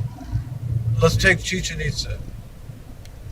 It's a gigantic pyramid with a chamber at the top that was designed to make it look like a snake slithers down the whole steps as the sun rises to worship something or to be a post office. Which one would you think it was? Well, I don't know why those are the only two options. I feel like the whole point of what I'm saying You is were that citing some utilitarian reason, and I'm saying there is no utilitarian reason. it has nothing to do with utilitarianism. I'm saying that there could be other explanations for why they built that thing in a certain way. So what I'm pointing at overall is it's not necessarily. people Can you built stop interrupting? Wait, hold on, timeless Mr. Carl. When you ask me a question, and You're then you interrupting start. me while I'm saying something. You asked me a question, and then as soon as I started stop. answering, you interrupted Go me. ahead. I resist when people are talking over me, so I will concede and let you talk. Yeah, I mean it's I okay apologize. and I actually have no problem with people like interjecting from time to time. It's just like when you ask me a question and then I'm in the middle of explaining something and then you interject while I'm giving you the explanation of what you asked me. Fair enough. I Yeah. apologize. I will tone it down. You're good. Yeah, the whole point I'm just trying to make is like, how are you ruling out alternative explanations, and why haven't you looked into the other alternative explanations yet for why that was built in a certain way? Yeah, I follow you. Because I would say that spirituality was their primary reason, and the other possibilities that they would also be beneficial might be some other reasons also, but they wouldn't have decided to build it and commissioned that much resources just for the utilitarian reasons, like the post office. Okay, no and why one is needs that? much ornate design and perfection for a post office. I mean, there's plenty of And people. I think that's a strong argument. I mean, I don't even see what the argument is that you're trying to put forward. I think it's because you don't want to see the argument. I'm talking to you so that I can understand it better. If I didn't want to see it, I would just leave this live, you know? Yeah. Well, so the primary question here is, why should I believe or trust in the Christian God? Yeah. Right. Are we just like dropping the beauty thing altogether then? I'm approaching it from another angle because we're hitting an impasse with beautiful structures that exist because of spirituality. And I did intentionally not bring up Christianity yet, but I was trying to establish a baseline that we didn't establish. So we don't have to establish that baseline. We're not agreeing, and I thought we were at least going to agree there. But it seems that we need to take another approach to address the main topic for the live. Yeah, that's fine. Okay. Well, so I know I'm talking to people that want to see empirical data and empirical evidence for spirituality, which by and large is nearly impossible. Not necessarily. As far as I believe. As far as I believe. No, Because we're not looking for empirical evidence necessarily. Like you Okay. could have any type of evidence or an argument. Yeah. Well, because the primary evidence is your own personal experience, and you would argue that that's subjective, and I would say that that doesn't discount the reason why. Your life is your life, and you have to be in your body the entire time you're on the planet, and so your subjective experience is very important to you. Yeah, I mean, someone could take someone's anecdotal experience as some amount of evidence. It would just be very weak evidence, right? Yeah, if you're building a logical scientific case about things, right, I follow you. But if you're looking for a model for how to structure your life, and you're seeing that one person lived a magnificent life, and this is what they believed, you would more strongly consider what they believed. I mean, the same could be. I mean, I don't know if you would hold to something like that. Like, what if you found out that like Jeffrey Dahmer had like a magnificent life, like he experienced like so much pleasure while he was alive? Would you think, in virtue of the fact that he had such a magnificent life, that you should believe in the things that he believed in? No, but if I found out that Mr. Rogers was a Christian, and I liked the idea of how Mr. Rogers lived his life, and I wanted to model my life similarly, where he benefited tons of people with no scandal and lived a very clean, orderly life, and was passionate about his work, I would be interested to hear what that guy believed about other things. I would look at the fruits of his life. I don't really think But that like regardless, shows that God exists. I can land my plane with one spot. If you were to compare the belief system with what it produced in the world, Christianity wins by a long shot. It's not even a contest. Wow. Wait. Say that last And one. if you study history, there's no other conclusion that I would imagine. Wait. Yeah, How run are that. we measuring this? Yeah, like what's the measurement for Christianity winning by a long shot? The civilizations that have been produced through Christianity and the institutions that came about because of Christianity. Have you seen the if ones you they compare that destroyed? to Judaism or Muslim. I'm talking about net positive. I mean, yeah, but have you seen the ones If that you they compare destroyed? that, yeah, there's plenty of people. Have you seen what Jewish people have destroyed and Muslim people We're comparing and Hindu people? Wait. All people have destroyed things. That's not what I'm talking about. Well, yeah. But that's why I said Okay, net hold positive. up. So In comparison, wait, Not real fair. fast. So if we do have a way to measure this, let's actually take Okay. the time, sit down, grab the numbers of Okay. how many civilizations have a religion built, and how many would you like to live in, and then Right. how many have they destroyed? Let's actually get the numbers here. Let's do some actual Okay. science. Yeah. Well, here we go. I like that. Yeah. Because you do want to do like a comparative analysis based on, I guess, the utilitarian benefits or the utility Can we, on how much Can we benefit also to add how much destruction that ratio. religion has? Sorry, I didn't hear you talk. Sorry, you just want to do like a utility calculus on how much benefit to destruction ratio there is between different religions, Yeah. or something like that. What? Yeah, so if let's see- we let's need see an the calc- output, then that would be the output, because each civilization is like a little experiment, right? Okay, but where no one's where going to is where tolerate is the intolerable calculus? conditions. Where is the calculus that you're referring to, though? There's a really good book called Tragedy and Hope that just sort of analyzes human experience like an alien, just looking at people. There's almost no editorializing, and that would be a good place to start. But I'm sure you could have AI calculate some things or something. Was there a calculation in that book? No, but he does talk very much like equations. He has a math background, and he kind of quantifies civilizations overall. And I don't think he specifically leans towards Christianity, but that would be a good book if you wanted to find a way to calculate things. Carol Quigley with Tragedy and Hope would be where I would start.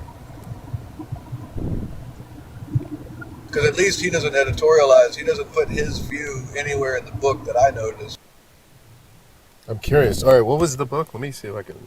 I also found historians made a whole book. There's a bunch of historians who made a book regarding the New Testament, and they actually named it Survey. But I'll look into this.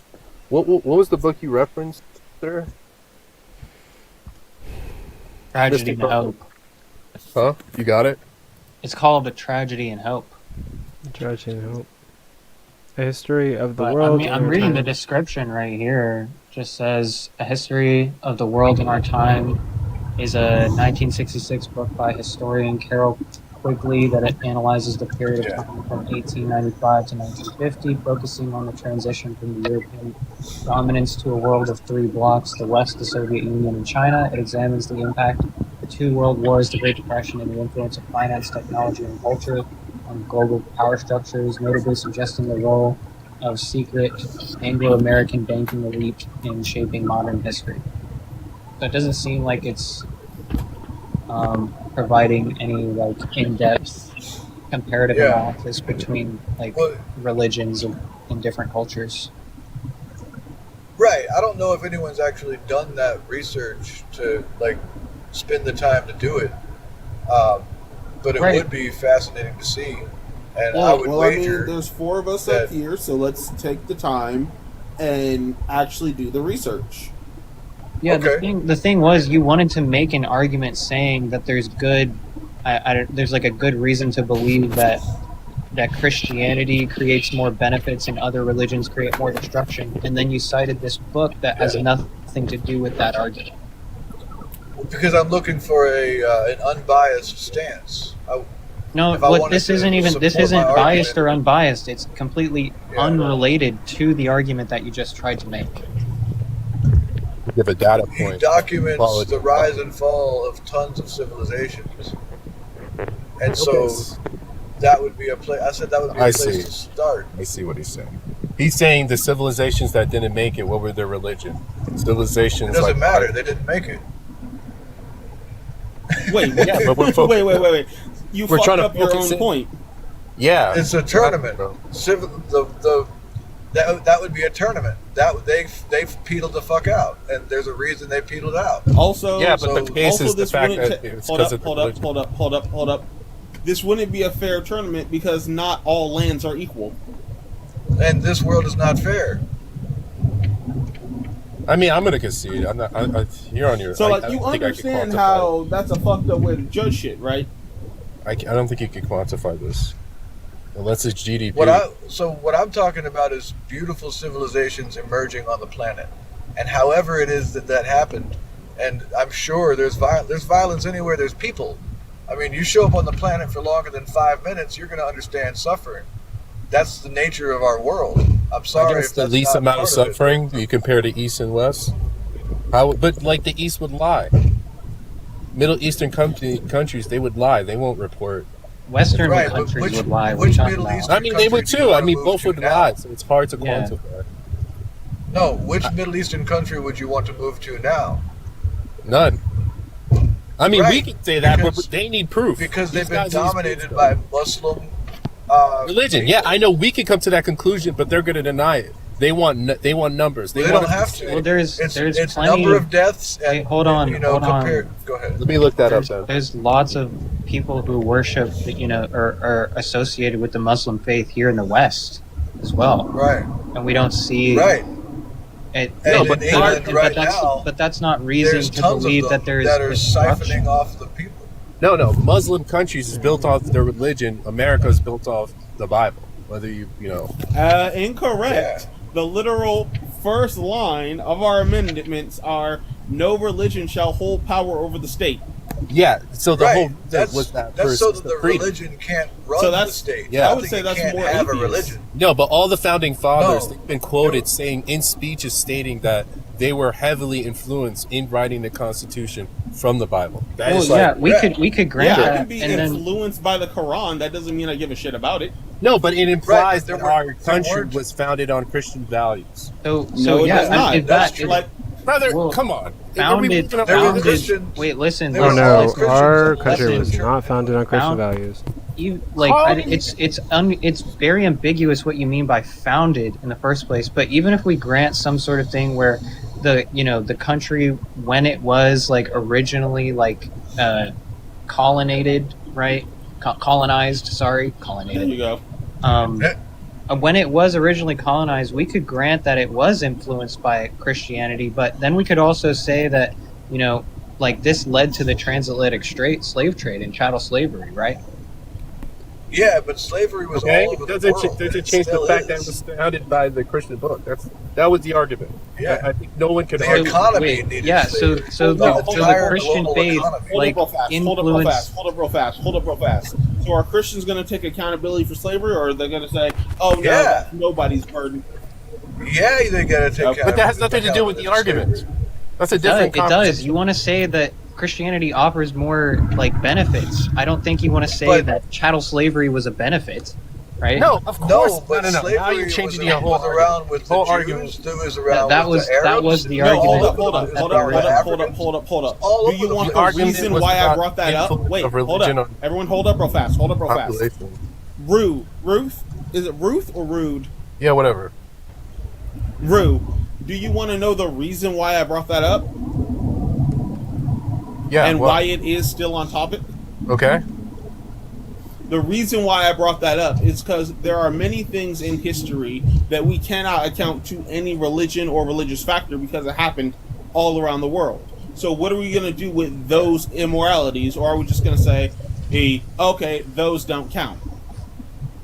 What is that? The argument was the effects. The argument is... Oh, sorry, go. Was the effects of what was this country founded on? It was founded on Christian, biblical values. Okay, compared to Muslim countries that are founded by their Quran, and we're comparing. You can come to that conclusion based on every founding fathers making statements of their in-depth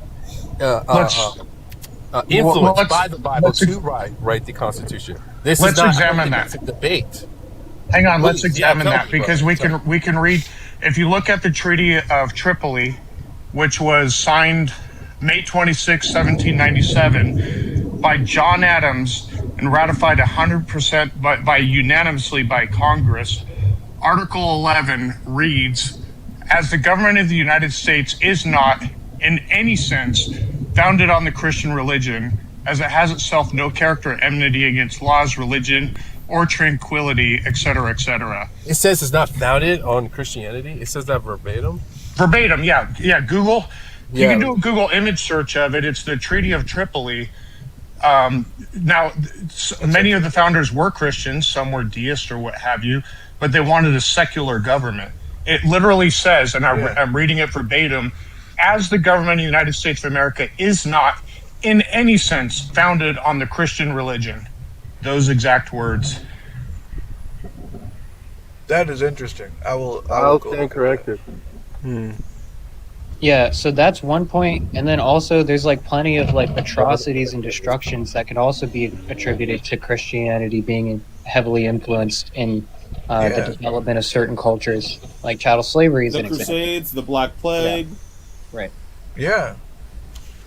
'Cause, The in all Crusades were honesty, because of the Muslim influence that was attacking the Christians.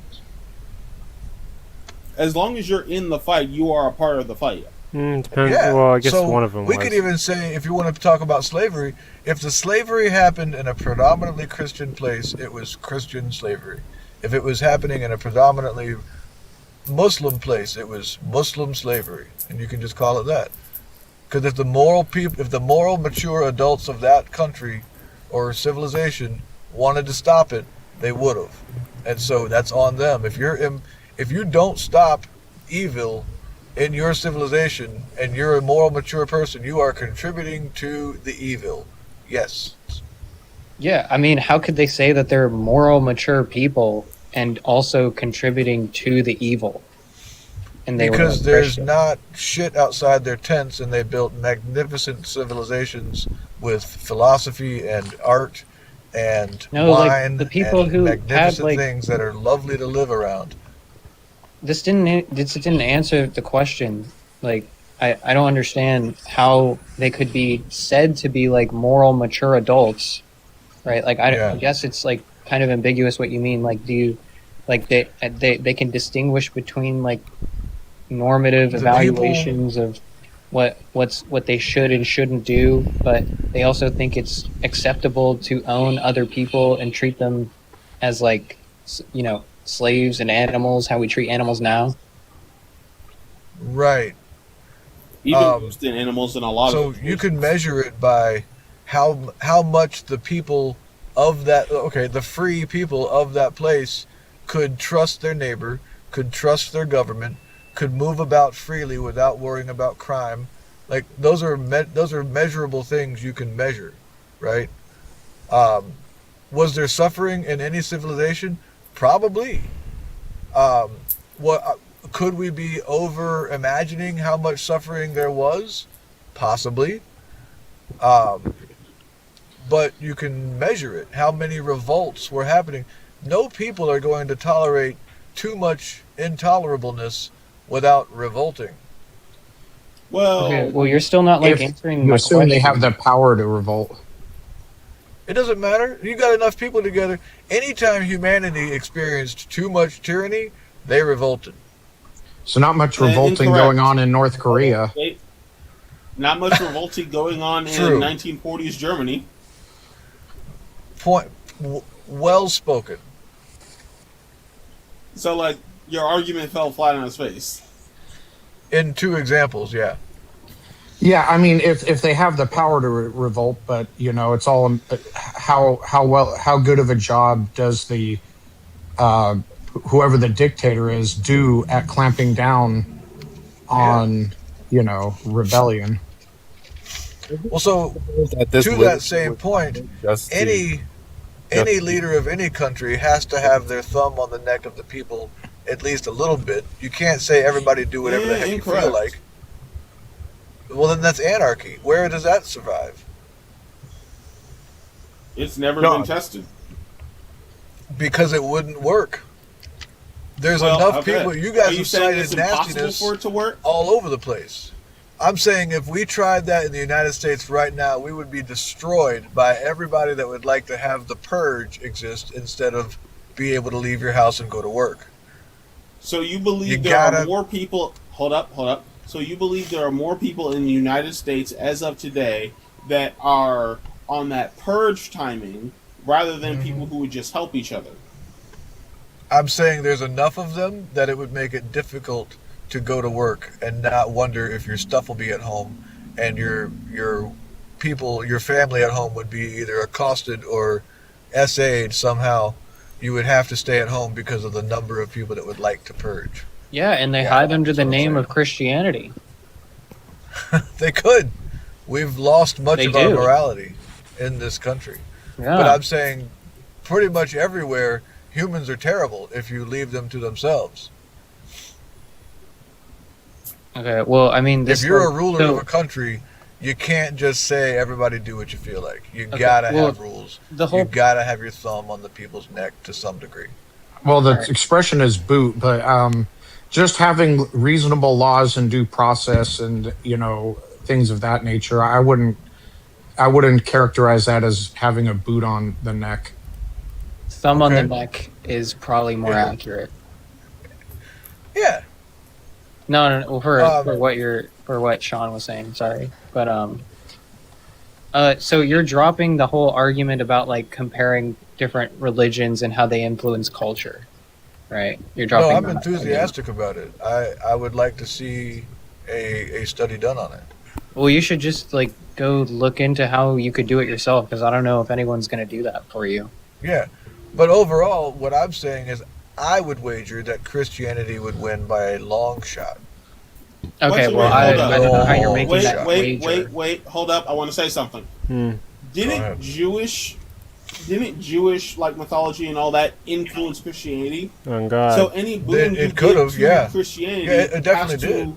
by the law of transfer, also apply to Judaism, with No, also because there's Judaism never having been a its own branch. There's never been a Jewish state until Israel. So there's no. I mean, I doubt Judaism that, doesn't even Judah. enter the contest. It's I mean, the father. Judah? It's So the, what you're it's going to the use for the Christians? What? every civilization? Christian what- nation that's existed. I mean, I think the Name U.S. two. I think you can still argue that the U.S. is founded by Christian moral value, and I understand. I've been I wouldn't. shut down, but this treaty was to satisfy the Muslims. Yes, I yeah. don't- And so was John Adams lying? Well, I don't think he was. I think he put it there just to satisfy them. All right. So I you think he know was that- lying? Listen, I get it. I know on paper I'm wrong here. I just think that you can make an argument that this was just put in there to satisfy the treaty. Which would no, I mean, you're saying when he put it there, he was lying to satisfy Tripoli. Yeah. I mean, that's your. I mean, just say it out loud if it's that's what you think your position. I think it's possible. Yeah, give me something. And we put the Constitution is the document that discusses how the country is to function. Like, so basically, it said freedom of religion shall not establish. I'm trying to remember the exact verbiage, but it basically said the government isn't to establish a religion nor abridge the free exercise thereof, or something to that effect. I'm not saying it verbatim. So it basically put secularism in the document that says how the country should work. And there's this treaty. Now imagine, how fervent that is Christian though. Christian's not going to force their religion on you. I mean, so by being secular.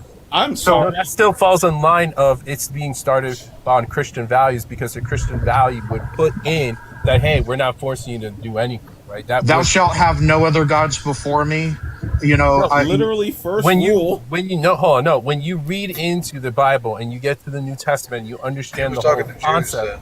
The whole concept is that we have to accept Jesus Christ so we can have a relationship with God. It's not something that you can just force. You can't make it, like, you have to internally accept it. So you're saying the government is being Christian by being secular. Yes. So now you have a paradox. So now you have a paradox. It's not a paradox. But the whole reason they left England was because the Church of England was oppressing and saying you can only believe Christianity this one way, and so they were Protestants because they protested the Church of England, or the church, whatever the Anglican Church. I mean, if you want to, point. If you want to say that, so basically every secular government in the world, including Japan, which has very few Christians there, are following, quote, Christian values. No, they're not. So what's the difference between Japan and the U.S.? Yeah, huh? That just sounds like a dumb flex. It's also a small country.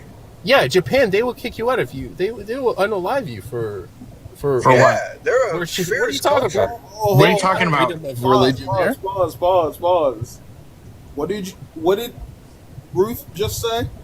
I said they will unalive you. For what? For not, you don't have freedom of religion in Japan. You're smoking. You're way mistaken. I'm sorry. You're absolutely smoking. They might have 100 Hold up. years ago. Where did you get this information? Where did you get this information? I might be wrong. I'm sorry. Has to be BuzzFeed. Don't fold that fast. I like my meat to be tough. Pause. Okay, I am mistaken. I'm sorry. Yeah, the problem I have is usually when people are like, we were founded as the Christian religion, that is ultimately a plea for Christianity not to have like equality and the government stays out of it and everyone's freedom of religion or whatever.